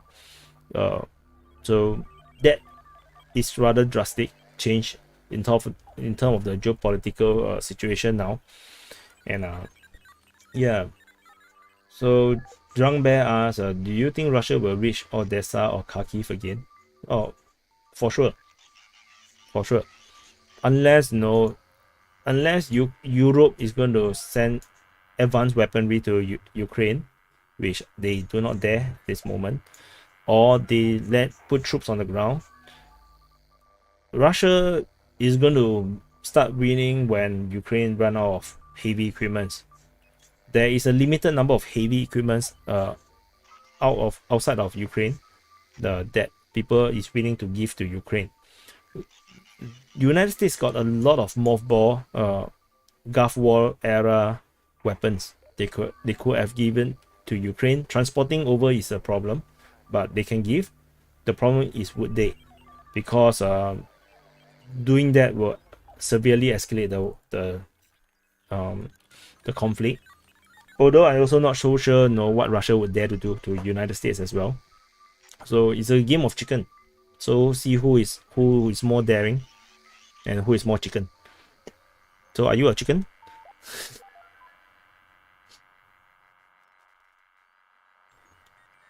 Yeah. So hopefully we'll do an open mic soon. Maybe in a few days time. And then let's see what you guys the viewers will think. But Odessa is like I said, 300,000 troops is not enough. 300,000 troops is merely for securing and these regions and reconquering or conquering the Donetsk and Zaporizhia region, and to secure Kherson region. I think that's it for the 300,000 troops. It's not enough to conquer the entire of Kharkiv. I don't think it's enough unless massive changes happen, and then Ukraine cannot get enough support to reinforce their heavy equipment needs, their rifle needs, artillery needs. Then we might start to see some kind of collapse. So anyway, for those that just joined, I just want to share DPA IRL channel is currently in the process of getting monetized, and we just managed to get the 4,000 viewing hours. So I just submitted the application for monetization. So hopefully no problems with the monetization, and able to get the channel monetized. And then next time you guys can put super chats, and that will help to support the channel. And then all these videos that I put on this channel would then be able to gain revenues, which will be nice. So it will take around 2-3 weeks, I guess, for the YouTube to review the channel. So hopefully they will think that the channel is fine. Hopefully. Yep. So Pratt say that the reality is close to 1 million in terms of the mobilization. I personally do not think so. I have a tendency to just trust what they say first, and then verify later. So if they say the mobilization is 300,000, I believe it's going to be 300,000. Russia is a big country, and they are a major power, if not a superpower, and they tend to not need to lie that much because they are a major power, and they are very confident about themselves. Russia or Putin is very self-confident, and they're very comfortable with themselves, so there's no need for lying. China is different. China is a big power, but they are very uncomfortable. They are very paranoid, and they're very not self-confident. So they tend to make up a lot of numbers, make up a lot of lies. So that's the China thing. So Russia don't really need to do that in terms of something so major like 300,000, and then actually they recruited 1 million because they have internal politics to deal with. So they cannot anyhow play around. If they need 1 million, they just call 1 million. So they don't have to make up stories for that. Yeah. So Drunk Bear asked, do I have an estimate of losses from both sides? No, because I don't track losses. If you ask me, Ukraine probably by now lost 200,000 troops to 300,000 troops, my own estimate. Then the Russian side, including Luhansk and Donetsk soldiers, volunteers, Wagner, they probably have lost by now at least 100,000. Probably, that's my guess, because it's usually quite on par, but Russia use massive amount of artillery and missile strikes, so they do have more kills. But the damage that the Russia side is taking is also tremendous. Ukrainians have very good artillery. Their artillery soldiers are very well trained. They do artillery very, very well. Yeah. The war is both sides will play down the numbers of their own casualties, but I personally think that the war is too violent to have low numbers. But then of course this is just my own take. No, I can be wrong. That's why I don't like to talk about death numbers or casualty numbers, because it's usually off the mark. No one knows the truth. Not even the Russian or Ukrainian military defense ministry know what's the real numbers. Their numbers are also based on estimates, because some people, when they die, the bomb exploded on them, the body cannot even be found. So how do you count the death? So sometimes it's hard.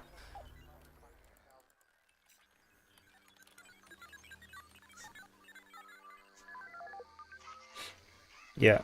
So Praddy say that none of the side got air superiority, so both losses is high on both sides.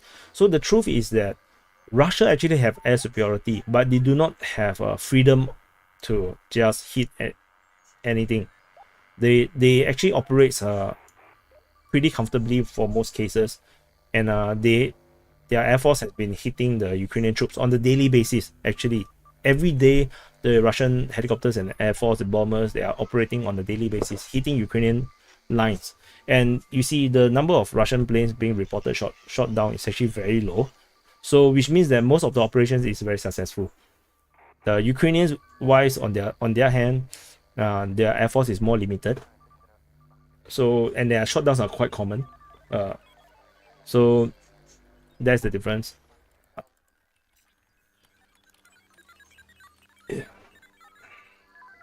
So anyway, so thanks for watching. This DPA IRL is still relatively new, small channel compared to the main channel. So it's very cozy here. Only 115 of you guys, which is still a lot of people. In my opinion, I'm very grateful for you guys to be here. And so if I do a main channel, I think the numbers will be like the stream will be in, I think 1,000 people, 400, 300, 400, 500 to 1,000 people will be watching. So the chat will be like crazy. Abe Baba say, will this war escalate to nuclear war? Hope not. Nobody knows what's going to happen. I tell you, not even the national leaders of different countries. I don't even think they know what will happen. So everybody is just playing chess, one by one. They're just trying to figure out what's next. Bye bye, Ocean Tosca. Ivan Milanov asks, what is the opinion of Singaporeans about China? Are you a Han Chinese? Aren't you Han Chinese? So Chinese people, right? Whether Han, right? Han is pretty much how to put it. There is a difference. There's some difference between different Chinese from different places. Like for example, Hokkien people, Fujian people from Fujian, and it's a bit different in terms of character and because of language. From the people from Guangzhou, and the people in Fujian is used to be called Min people, and people from the Guangzhou area is called Yue people. Yue means Viet, is like Vietnam, Vietnam actually means southern Yue. So so Cantonese people are actually Yue people. Fujian people is actually Min people. So to Han people is just something that is like central China, and then of course the communist China just basically call everyone that looks like Chinese Han people. So in Singapore we never call ourselves Han people. Well, we do say the language can be Hanyu, which mean the Han language, but that is not exactly, we don't identify ourselves in that way. So yeah, so Singaporean Chinese, we just see ourselves as Singaporean Chinese because we are so different from China Chinese. We are basically two different creatures. So like Taiwanese are very, very different as well from China Chinese. In fact, Taiwanese Chinese is closer to Singaporean Chinese. We are much more closer, but we are still different. Taiwanese Chinese are very gentle. They are very gentle people. Singaporean Chinese is very blunt. We are, how to say, we are very pragmatic. We are very practical people, but we are still nice. Yeah, we are just like me. I'm Singaporean Chinese. China Chinese is a bit different. They are very different people.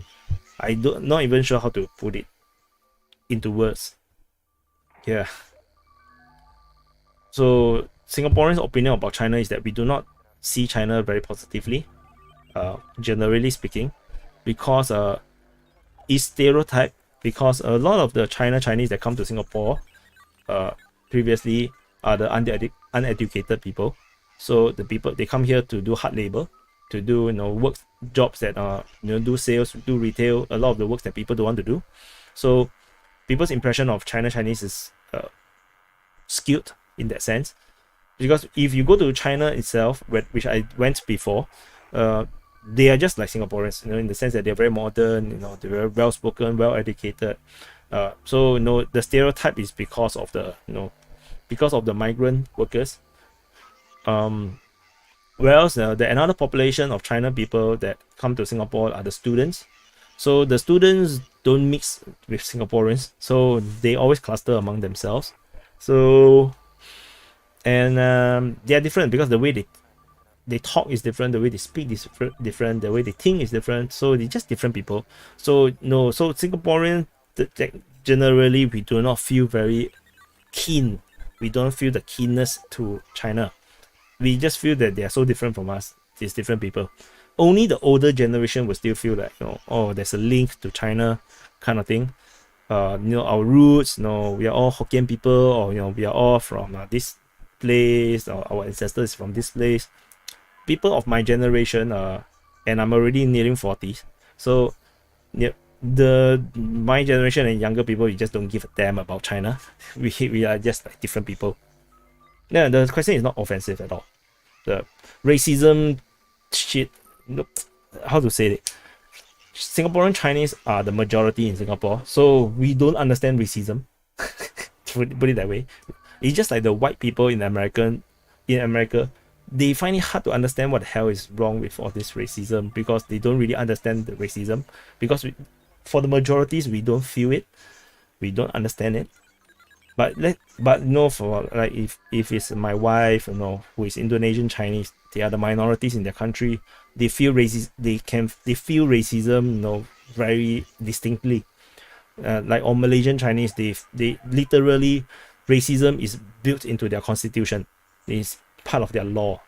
They have a law that prioritize the the people, the original people, which is the Malay people. So they feel the racism much more. In Singapore, we don't, because I'm the majority.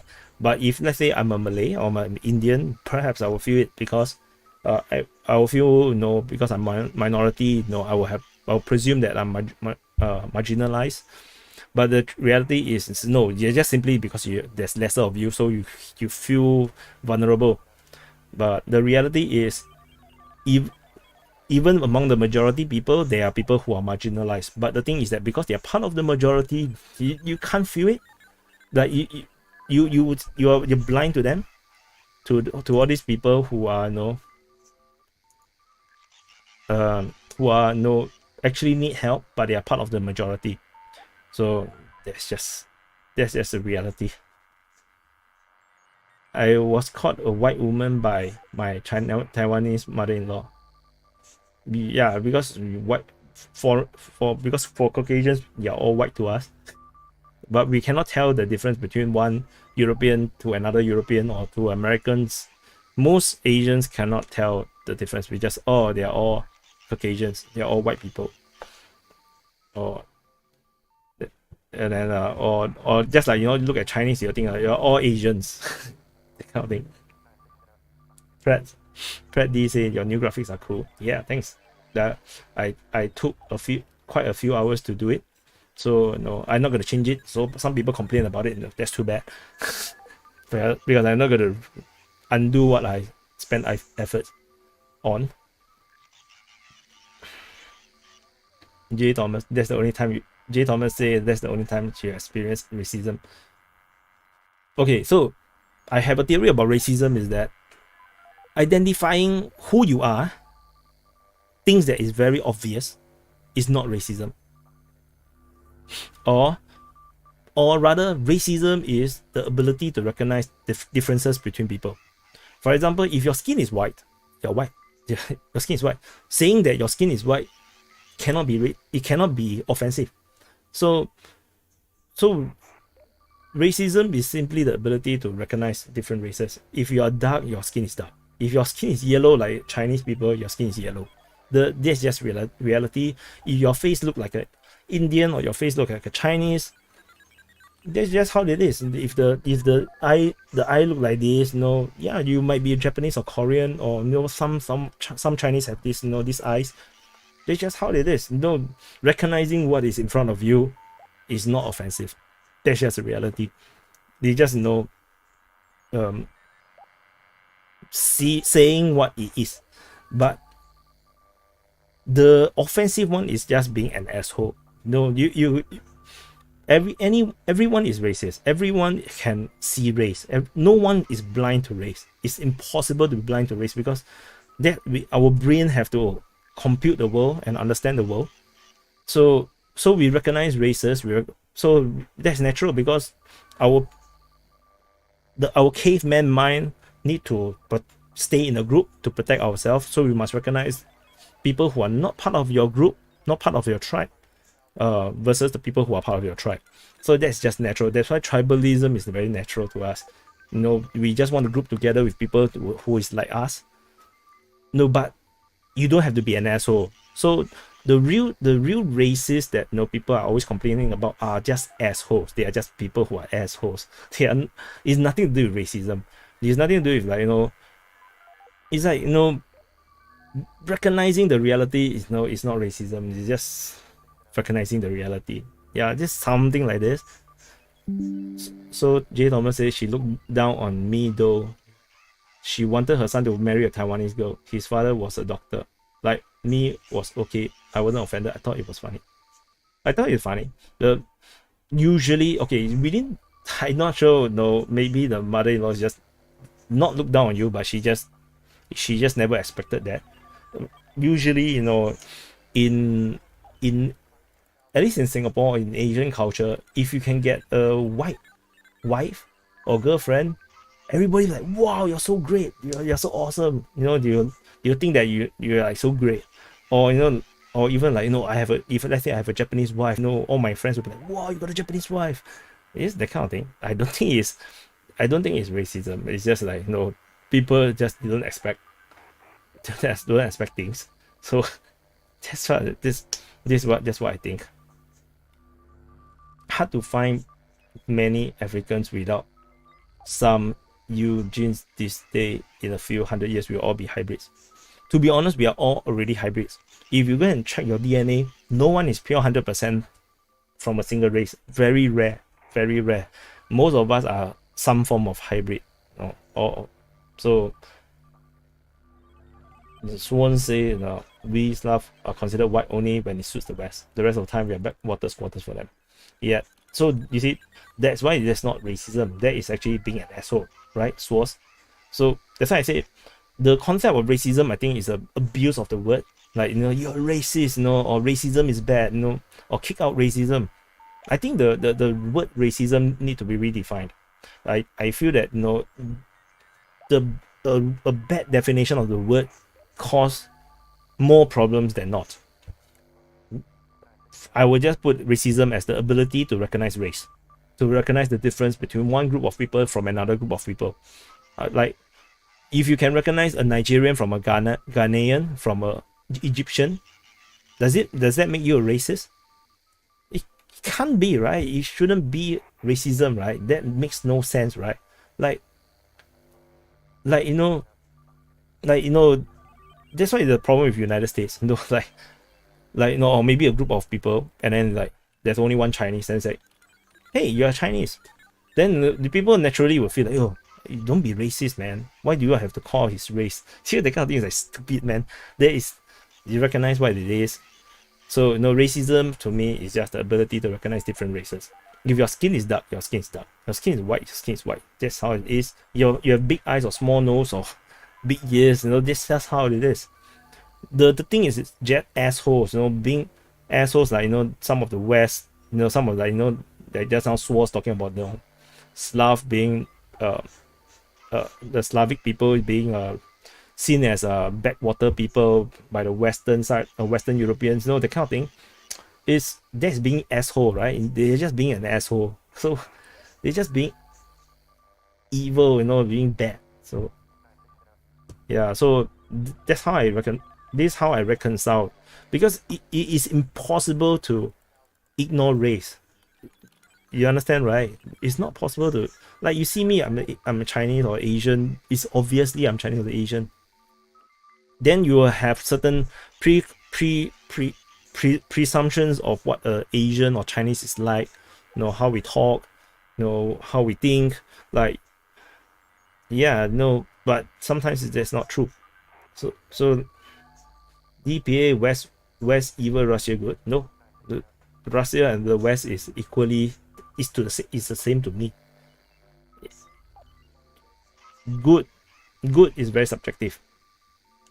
There is no West evil, Russia good kind of thing, or Russia evil, West good. I think we just only look at the actions one by one. For example, United States invaded Afghanistan. Is it right or wrong? It's not right lah. It's not right. So NATO smash Libya. Is it right or wrong? Obviously it's wrong. But NATO doing that has nothing to do with the French public in the normal civilians, right? Nothing to do with normal people. Nothing to do with the Germans, normal German civilians. Nothing to do with the normal Italian people. It's the government, it's the corporations, or the leadership, or the elites. So it's just, so you have to be specific. Don't stereotype. I don't like to stereotype. So what happened at September 11? Bin Laden never existed.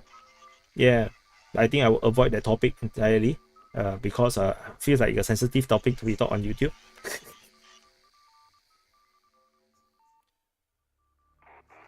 Yeah, so Iran is pretty sad, because Iran used to have a emperor, the Shah, and then I think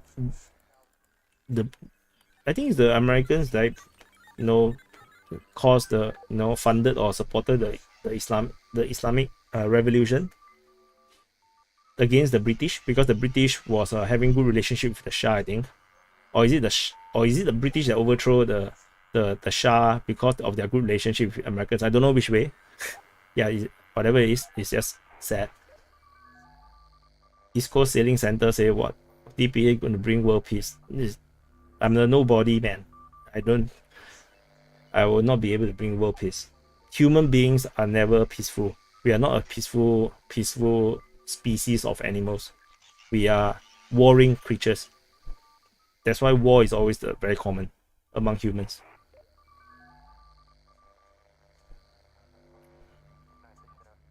What is your best guess overall what will happen in Ukraine in 5 to 10 months? I don't know, man. You read the best. Ask me my guess about Ukraine in 5 to 10 months. I would say no idea, to be honest, because it really depends on how Russia do with their mobilization and what is the Western reaction to the mobilization. So I really do not know.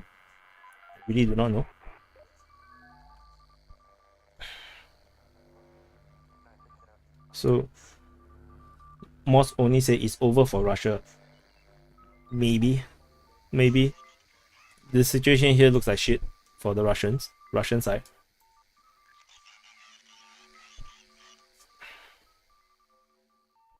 This war expertly avoided every possible off-ramp and means of this escalation to perpetuate itself. Yeah, this is such a good statement. This war is very weird. This war just don't want to end. No one is trying to end it. It seems like only the Russians are trying to end it but of course in their own favor, which the West vehemently refuse, and Ukraine also vehemently refuse. They just want to fight all the way to the end. So it's a very weird war. So yeah, I just pity the people who are suffering, the civilians. Covering this war, right, actually I'm not sure if you guys heard me say this before. I lost interest in military stuff, to be honest, because of this war. I used to love the F-15s flying overhead in Singapore because my home is pretty near to air base. Not very, very near, but near enough that the flight path is always over my place. I used to love the fighter jets flying over, but nowadays, I just every time I heard it, I just feel dread because in Ukraine, when you hear a fighter jet, you might die, and the death and destruction of this war, it just made me lose interest in military stuff. Singapore will fight to the end too. Not so sure. Singapore, I'm not so sure, man. Singaporeans, Singapore military is geared offensively, so we will go on preemptive strike. We will not defend. We will attack. That is a Singaporean way of military. Our military doctrine is offensive. So we made it very clear to our neighbors that if we are threatened, we'll go to war and we'll attack first, and we'll do preemptive strike first. So yeah. So it's not so we do not want to drag our war. We want to fight the war and win quickly. That's the Singapore way of fighting. Arch Anarchy said, yeah, covering Syrian war made me stop looking up new war machines and weapons. Yeah, I just lost interest in military stuff. I all the equipments, the tanks, all these military porn, right? War porn. It no longer interests me, man. It just feels so dreadful that I see people dying from all these amazing weapons, but it's no longer that amazing when you realize what it actually does. So sometimes even war games, I'm like, but okay, the war games I still can play war games. It's not too bad because you have to let go. You have to be desensitized so they can move on better. Talking much, my nose started itchy again. Leading North say, love your brothers. I love you too. F-16 flying, USA invading Singapore. Singapore have got F-16s. What are you talking about? This live stream is very noisy. A lot of background sound. Oh, so it's actually the ops room. Okay. I forgot about it. I forgot to turn it off. So sorry.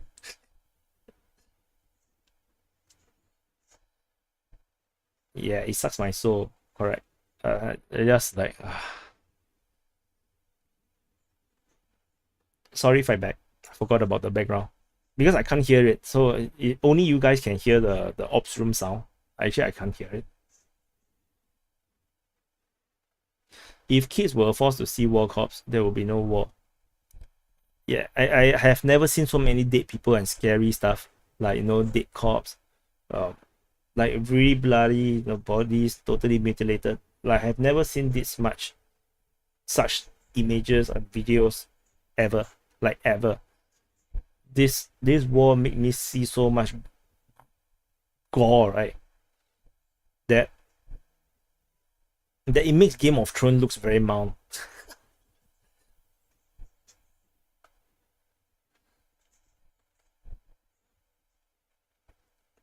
This is a war of upmanship, say Pratt. NATO ego has been hurt. It'll be interesting how the reaction would have been if it was not Ukraine but some unfortunate Middle Eastern country. You no need to look far, you know. You just look at Myanmar. Who the hell care about Myanmar now? No one care about Myanmar. The Myanmar people is fighting against the military rulers. They overthrew a democratic election and a democratic elected government, and they are fighting with like homemade weapons, homemade rifles against a full-fledged military that is armed by Russia, which is why I say Russia is not necessarily a good guy. So and what did the West do? They only sanctioned and then they did nothing else. So war reports say where you've been during Syria war. Where am I was during Syria war? Syria war is very long, you know.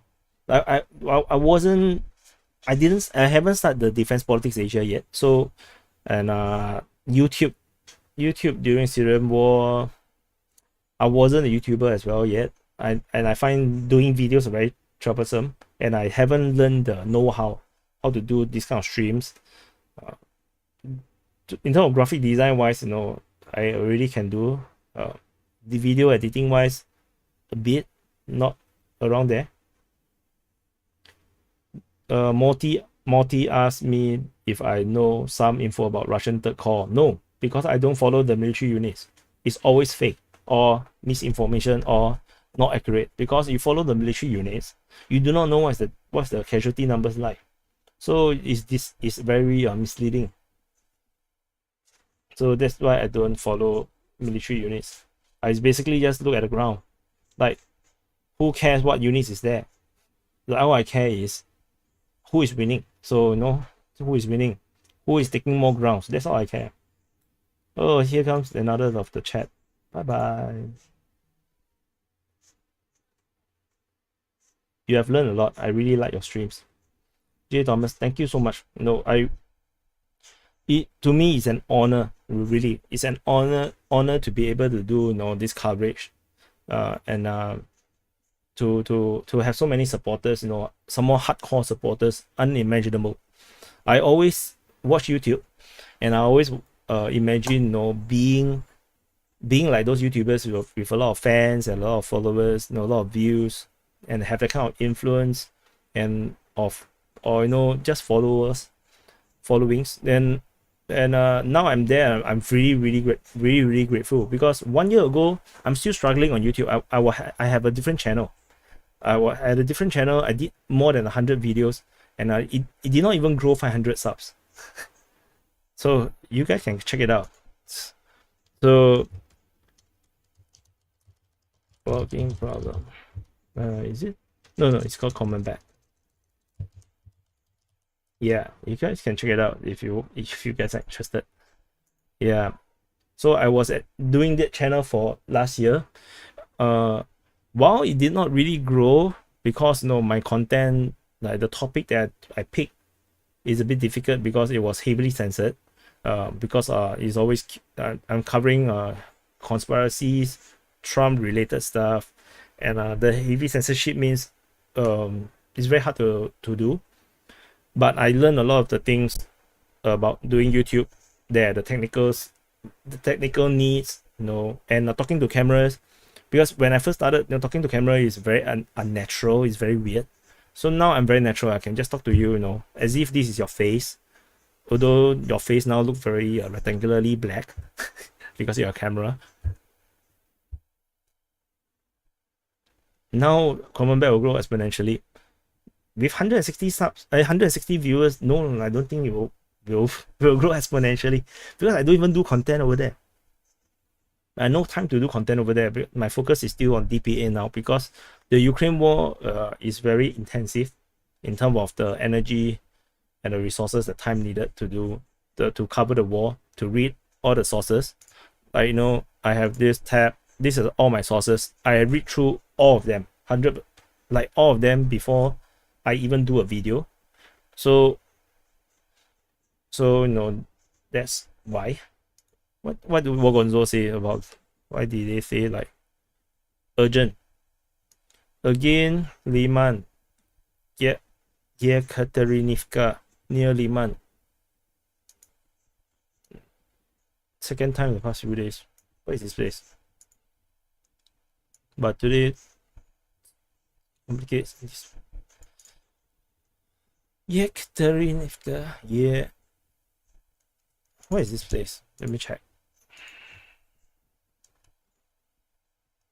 Yeah, Nif. It's just Katerinivka. So it's just this place. So the Ukrainians have recaptured this place. So let me just do this update.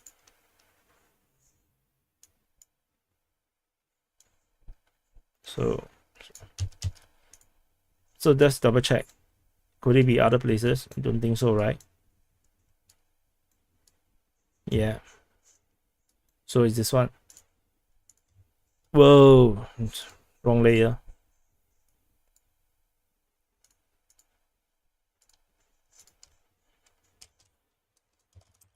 Ukrainian Nifka 27. So this is. So I have to, because I see this message now, I have to immediately put it in because if not, I will forget about it or I cannot find it again because Telegram channels are notoriously like full of posts and then it's very hard to find backwards. So I have to enter the source immediately. If not, I will lose it. So yeah. So breaking news. Ukrainian forces have captured Katerinivka. Land lease will start soon. This war will drag on for a long time. Land lease has already started. What you talking about? They already started. BS, you have the best update. Even top channels like Duran are recommending your channel. As an Angmo in Singapore, your videos are impressive. Defense politics, Asia. Keep going, bro. I want to share how the weird stuff is that I know you guys appreciate my work, but my channel is not growing as fast as it possibly can. The YouTube is not does not like me that much. so I have been monitoring stuff. Let me show you. So these are many of the channels that are this is actually a paid app, vidIQ.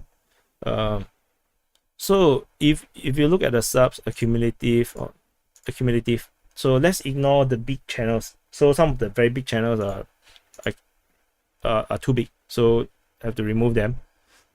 So Dennis so 12 months. So no, Denis Davidov is crazy. His growth is literally unnatural. Like literally unnatural. You see how he grows from this point. He just spiked up, like just spikes up. This is even history channel, he's like he spikes up from below my subs. So at this point, you see I got 20,000 subs. Davidoff got 13,000. In just like what, 1 week, he overshot me, and he then within a few days he overshot History Legends. It's unnatural, I tell you. It's crazy. So no, that's what cannot see his one. So I think the other one, History Legend, also cannot see, because all these are big channels. Then there's this Military Lab. Is it Military Lab? Yeah. So these are the channels that is more or less more closer to where DPA is, and you can see that at this point, you see there's a dip. You see why this thing come up. So there is this point at around July 1st. I got 43,000. Then a few days later, I dropped to 38,000. So there is this 5,000 subs drop, and I cannot explain it, and it's not visible on YouTube analytics. Then after that, right? Since then, you can see since the drop, at this point, my channel just stuck. You see, you can see it was growing exponentially. Then after it dropped, and then it just like grow very slowly. And then you can see it right over the past 30 days. So in the past 30 days, around here, around this part, you can see the channels all are spiking up.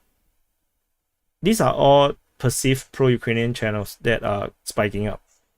The only one that is not is actually the military summary, which continued to very natural growth. Otherwise, all these are very unnatural. They are just spike, massive spike. So yeah. So as much as you guys think that my work is good, a lot of people think other people is better. That's the reality. I gave up, in a sense. I just try my best. So you can see this channel, this crazy channel, reporting from Ukraine.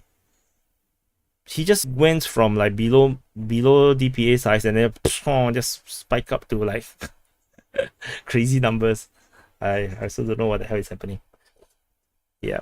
So there's just some interesting things.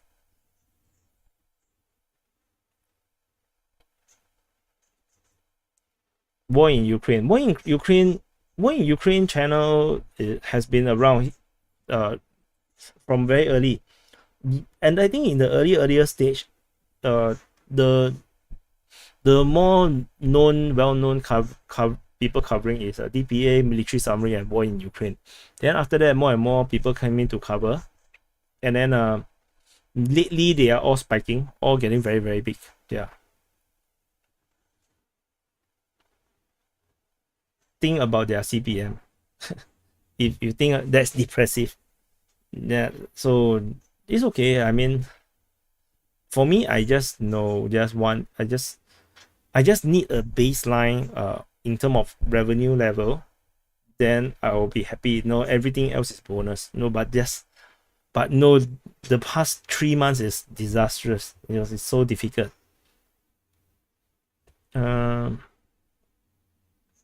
So, Ping Si Lao say, I like DPA because there's visibly one guy with a personality and some jokes.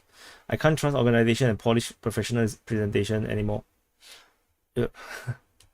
Yeah, I mean, people doing a job. Eventually, if DPA grow big enough, I will also hire people. So, but of course, tentatively, DPA is not big enough to do that. Drunk Bear, they got more views because they are mainstream and pro-Ukraine. Yeah, I think so. Being pro-Ukraine is very good at getting views. Very good. Like lately, the Ukraine war is winning. Ukraine is winning in the war. So I got to get more subscribers. Yeah. Although not that I purposely aim for pro-Russia or pro-Ukraine. It's just that it just happens that way. Barnett's just got this channel randomly show up in my recommended. Yeah, so you're lucky you. Now you know me. Fred D, your tiny updates have good views. Maybe that could become key for channel growth. The tiny SIP reps is actually not doing particularly super well. I think the full summary still gets more views. But I'm just doing short videos because it seems like short videos is the key to getting more subscribers, which is why I do it. Which is why there's a tiny update. And I think that it helps for people who just don't have time to watch the long 20 minutes, 30 minutes ones. What else? Right.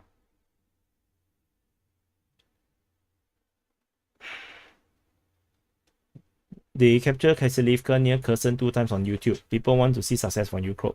Like whatever subs and they're growing. Yeah, to be honest, I can make up so much stories if I want to. Like, you know, the is it Alexandrivka? The Alexandrivka in Kherson region. The Twitter keeps saying that there's an offensive, you know, wow, as if something so exciting, they conquer the place, then after that we withdrew after got Russian artillery, then they conquer again. Nothing actually happened. But you see, they sells, you know, they sell the success. So if you need an English speaker with military context and background in Korea, hire me. Eden's remorse. No, do email me. Yeah, Eden's remorse. Do email me. Keep in contact. Because the aim, okay, so in case you guys do not know, the aim for DPA eventually is to grow a team of foreign correspondents and journalists to help to bring news from over Asia and all around the world. So the problem is I'm not getting enough subs. I'm not getting enough revenue. I cannot hire people. The current aim I have is to reach 100,000 subs by the end of the year. But because the past 3 months I have been suppressed by YouTube, I'm not going to hit the target, I think. So the aim is 100,000 subs. After 100,000 subs, then I should get sufficient views for me to hire people. Because if not, because the revenue is very important to grow the channel. If not, no, it's not about being money face or being money centric, but without the money, you can't do anything. So I can't hire, then people are just like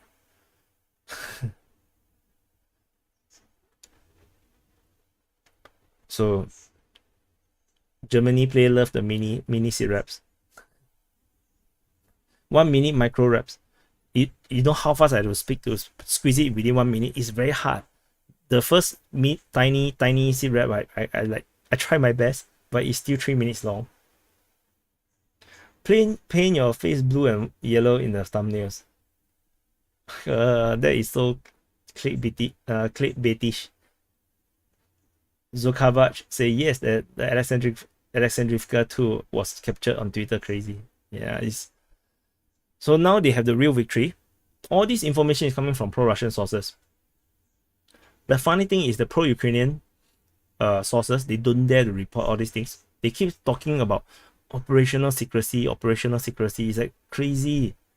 If the Russian side or the pro-Russian side already announced it's in the open source, it's open source.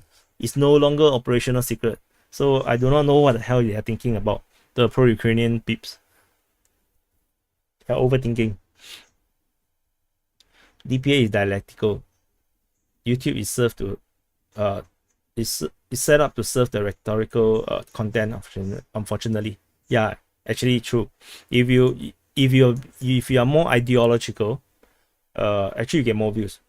Like people nowadays, people are always people don't really like She-Hulk, and then I keep seeing all these channels that are traditionally they don't like the culture war. They don't like all this feminism or all this Hollywood anti, especially Disney, blaming the fans for and saying that it's misogynist fans that don't like strong female characters. Kind of nonsense.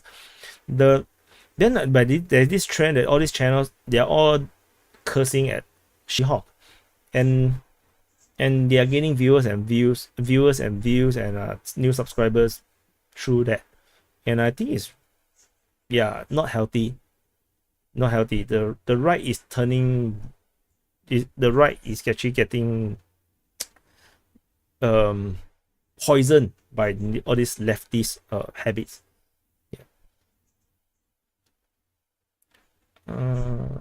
Make a shock face, use a big arrow in the thumbnail. Yeah. No lah, don't do that. Don't want, because I don't show my face. Because humans are naturally racist. They don't know me yet. So which is why, you know, it's hard. Okay. Is big, you guys already know me, you guys have listened to me for some time, so you guys like know me as if we are friends, so it's okay. But when new viewers, they have never seen me before, they don't know me, then racist tendencies or, you know, prejudice tendencies tend to happen. So which is why, you know, I decided that the main channel I will not show my face. I will only show my face on the IRL channel. So that's something I do.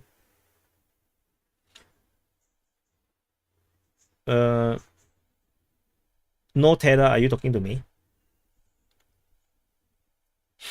You are very confusing to me. Do you support any sides in this, or just commenting impartially?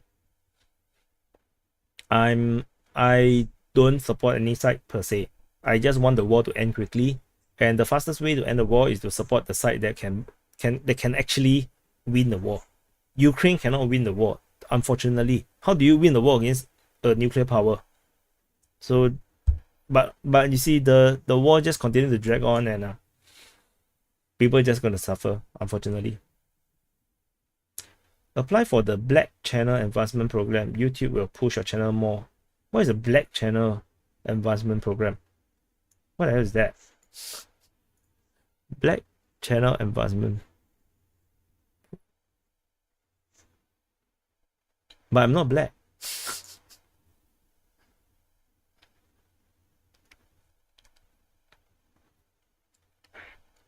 At the end of the day, YouTube is still a US company. Even if you don't want, the pro UA channels will always get the advantage. Yeah.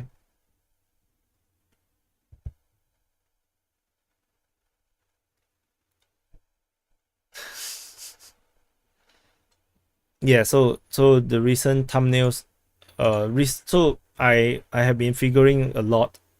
I've been very vexed about the lack of growth of the channel, and I have been really study the data, like, very closely. I'm monitoring very closely, comparing with other channels, trying to find the difference, comparing with my videos in September versus when things are doing very well in May.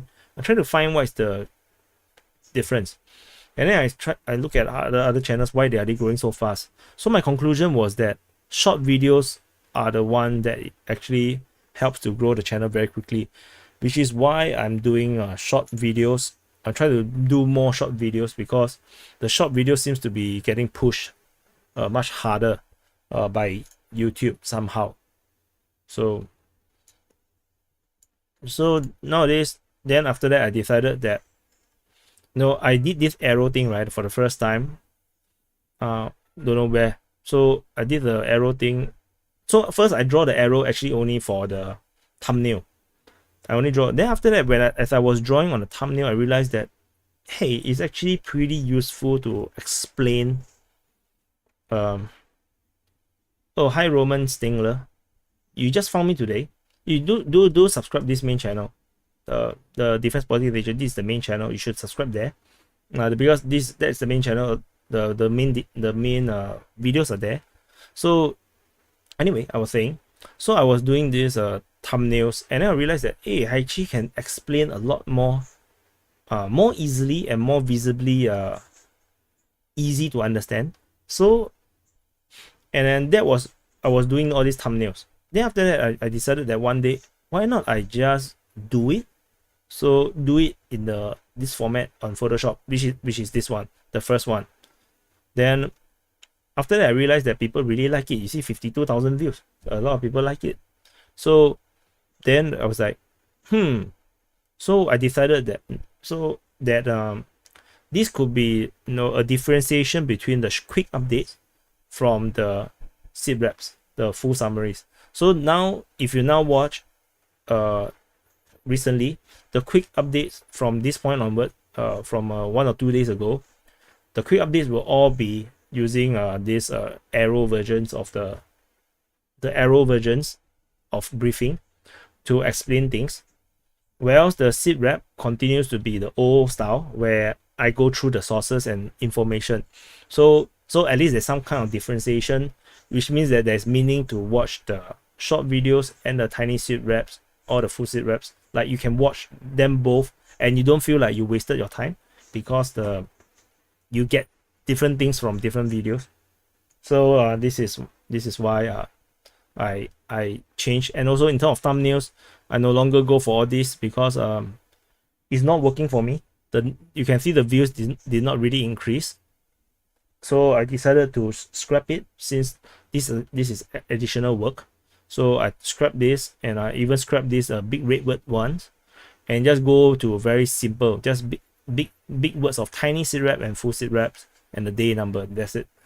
And then everything else I just use the screenshots that is given by YouTube, and just to simplify things. And then I take away my face, so my face no longer appear. My nose start to get very itchy. Davidoff channel got demonetized. I think he's not. My understanding is he's not demonetized. He got categorized as 18 plus. So when you are 18 plus, you'll get your monetization will always be limited. So this is like this is what you see. This is what we see on the inside the YouTube studio. You see there's this monetization. So in terms of monetization, this is on. You can see it's green, so it means monetization is normal. But I think what happened to his is that because his entire channel got listed as 18 plus, so his entire all the monetization becomes limited. So the difference between limited and a normal monetization is that a lot of the ads will not show, and as a result, I think based on my experience getting a restricted monetization, your income can drop by 80%. So you are only getting 10 to 20% of what you used to earn. And for the David Davidoff, it will be a lot because his channel is very huge. His viewership is so huge. So like 0.3 million, 0.5 million. So he will still earn a lot of money, to be honest, but it will be just 10 to 20% of what he used to earn.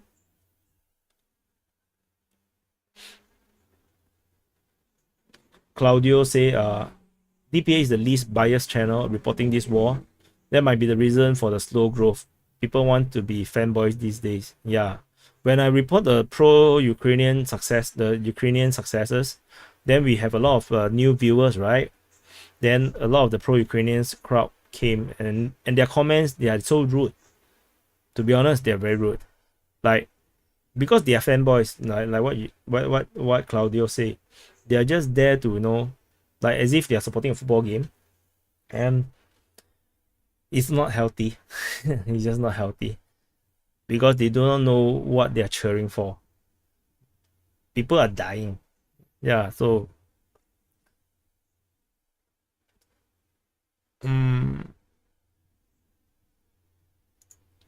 what is happening?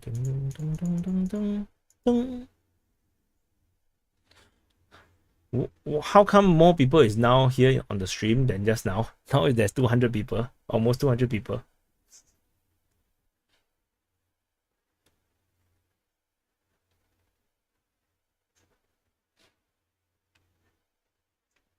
I must say the thing that you should improve are the titles, then drop the intro videos at the start since they decrease audience retention unless they are like 5 seconds long. Yeah, live on Tropics, correct. Which is why I no longer put the intro video anymore. I dropped the entire intro video entirely because from my observation of the statistics, the analytics, the intro videos actually people just skip or they will just quit the channel. So it's better to just immediately go into the topic. So the only thing that I don't, so for every video nowadays, even tiny seed rap, I just go straight into the topic, except for full seed rap, because full seed rap is still the old style. I mean, the most people who watch is actually the loyal viewers, the regular viewers. So you know, I can talk about things a bit more, share about, you know, a bit more things. Everything else, you know, it will be like immediately I go into the topic, because anything that drags on a little bit, you know, you lose the viewers' attention. That's just how it is. Personal interaction builds the base.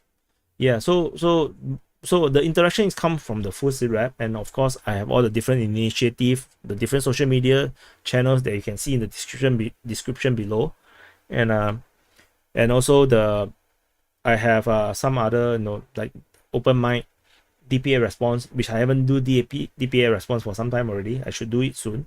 So to engage the community, but otherwise in terms of all the videos, you know, I have to, you know, I can't really interact much with new viewers. So because the aim is actually still to, you know, get to grow the channel more.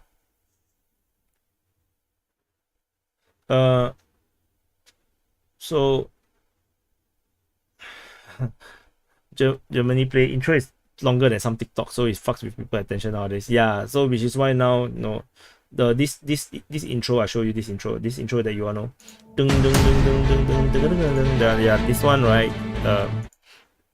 I cannot play anymore. I cannot play. I can only play with play during the live streams, because people just don't want to watch. And Pratt D says YouTube has some kind of 10-minute cut-off time, right? If it's less than 10 minutes, you get pushed more, something like that. It feels like it, but not just 10 minutes. 3 minutes, 5 minutes.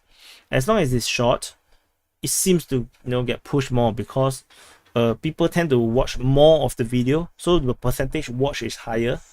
As a result, they think that it's better, so they push. That's just how it is. When you have Ukraine near the start of the title, the views usually get more views. Not fully true, because I tried, you know. Mick Parkinson say, tell me to hit up the Duran guys at Gonzalo Dira. So Mick Parkinson. So my stand is, I do not approach channels that are bigger than me on my own. I only wait for them to approach me first, because I don't want to be seen as needy. I don't need to also. So like, no, I get invited for interviews in other channels by other medias, which you can see probably. You can see I got interviewed by TPC, by Tommy, by Joaquin Flores. So, and I'm also on the Mazarin Joe Politics. So, you know, all these are people invite me and I go. I feel more comfortable that way. I don't feel like I want to solicit to be on their show kind of thing. I don't like that. So I don't do that. So unless they approach me, I feel like, you know, it's very not nice for me to approach them. Yeah, that's just how I think. Looking at the chat.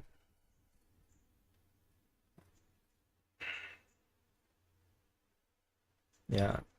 So a lot. I think some people have been helping me to try to get them to bring me on, but so far I have never received any invitation, so I don't. So I will not go and ask to be on their show, just like this, and there is not necessarily exactly a good thing, because they are pro-Russia. So if I be on too many pro-Russian channels, then I will just be extending my reputation that people think that I'm pro-Russia. So, but of course, if they invite, I would definitely accept, because it's only polite. Because, you know, they are around for much longer, and if they invite me, it's a very positive thing.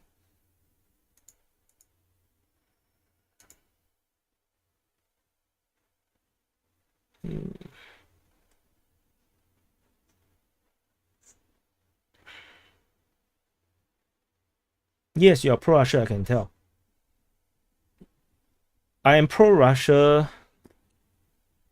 I am not pro-Russia. I am, how do I put this? The war, right? Ukraine cannot win the war. It's just not possible. So that's why I want Russia to quickly win the war. Put it that way. And if the faster Russia can win the war, the lesser people will have to die. Because if you want Ukraine to win the war, a lot of people will have to die before that can happen. A lot of people have to die because Russia just has a much bigger military, much bigger population, much more resources. And if Ukraine want to win, they're going to have to die. A lot of people have to die. So my stand is anti-war. So which is why I go for the fastest route to end the war. That's just how I look at it. And if you really talk about human side, both sides has good moments and bad moments, good people and bad people, good deeds and bad deeds on both sides. I cover the war. I read both sides propaganda, both sides information. I can tell you for a fact, especially in the first few weeks of the war, I read pro-Russian sources. I feel very angry about the Ukrainians. Then I go and read the Ukrainians sources. Then I'm very angry with the Russians. That's what happened to me in the first month of the war.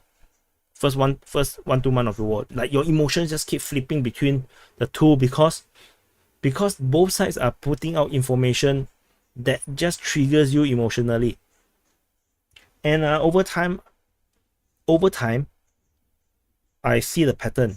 I saw which side is more true, more real, which side is more false, which side actually do more for the civilians, which side actually send the civilian to die or make use of the civilians. I don't want to tell you for bluntly, I mean by hearing how I say you should know, but this is true experience after covering the war daily, spending 5 hours a day for 2 months.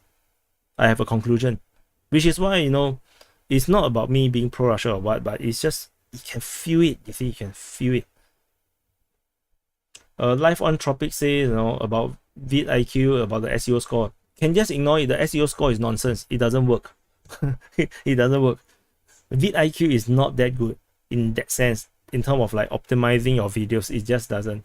I just use it to look at other channels to see their growth, and I think I will unsubscribe the vidIQ maybe next month or this month. It's not very useful in terms of helping you to grow the channel. It's just good for referencing because you can't see some of the numbers like how fast another channel grow on the normal analytics. Yeah.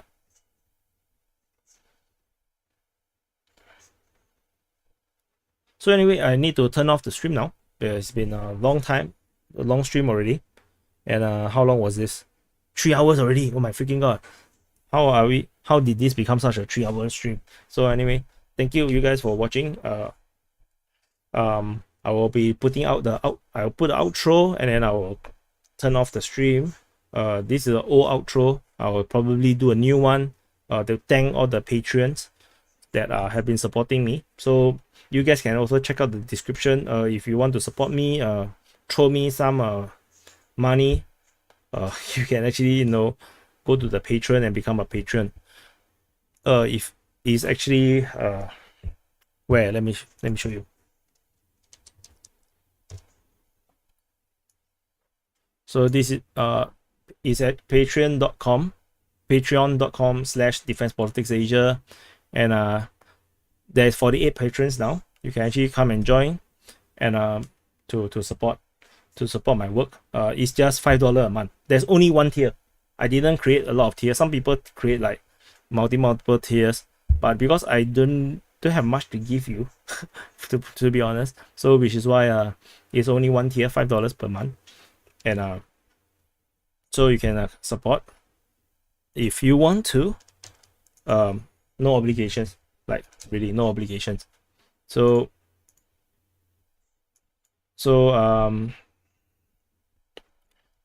yeah, I will have to do a custom outro maybe in a few days time. So I'm going to be busy tomorrow, so yeah, in a few days time, and then I'll see how it goes.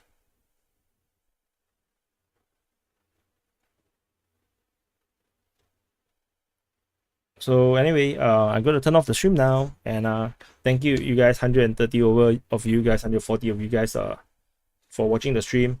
And yeah, it's not, today's stream is kind of here and there, because it's just a random stream, not really a prepared one. And so you guys take care. Tomorrow summary, let's see. Tomorrow, not sure, because tomorrow I have a schedule. I have a meeting tomorrow. I'll see how to manage my time. And anyway, you guys take care. I hope to see you guys soon again. And so thank you so much for watching. Hopefully, all these improvement, gradual improvement can help to grow the community and make your viewing experience better. And at least you feel like you're watching some quality channel. Okay, so anyway, thank you so much, and I'll see you in the next update. Defense Politics Asia is a Singapore-based geopolitical and defense news media cum think tank focusing on Asia from an Asian perspective. We try to provide insights on complicated issues and cast spotlights on underreported stories to give a voice to those that would otherwise not be heard. You can find out more geopolitical and military news, as well as in-depth opinions and analysis on www.defensepoliticsasia.com. To support our work, you can subscribe to our YouTube channel here, or you can become a patron on our Patreon at patreon.com/defensepoliticsasia and get access to exclusive content while be a part of the people that shapes the future of this unique platform. Please remember to press the like button and subscribe to our channel.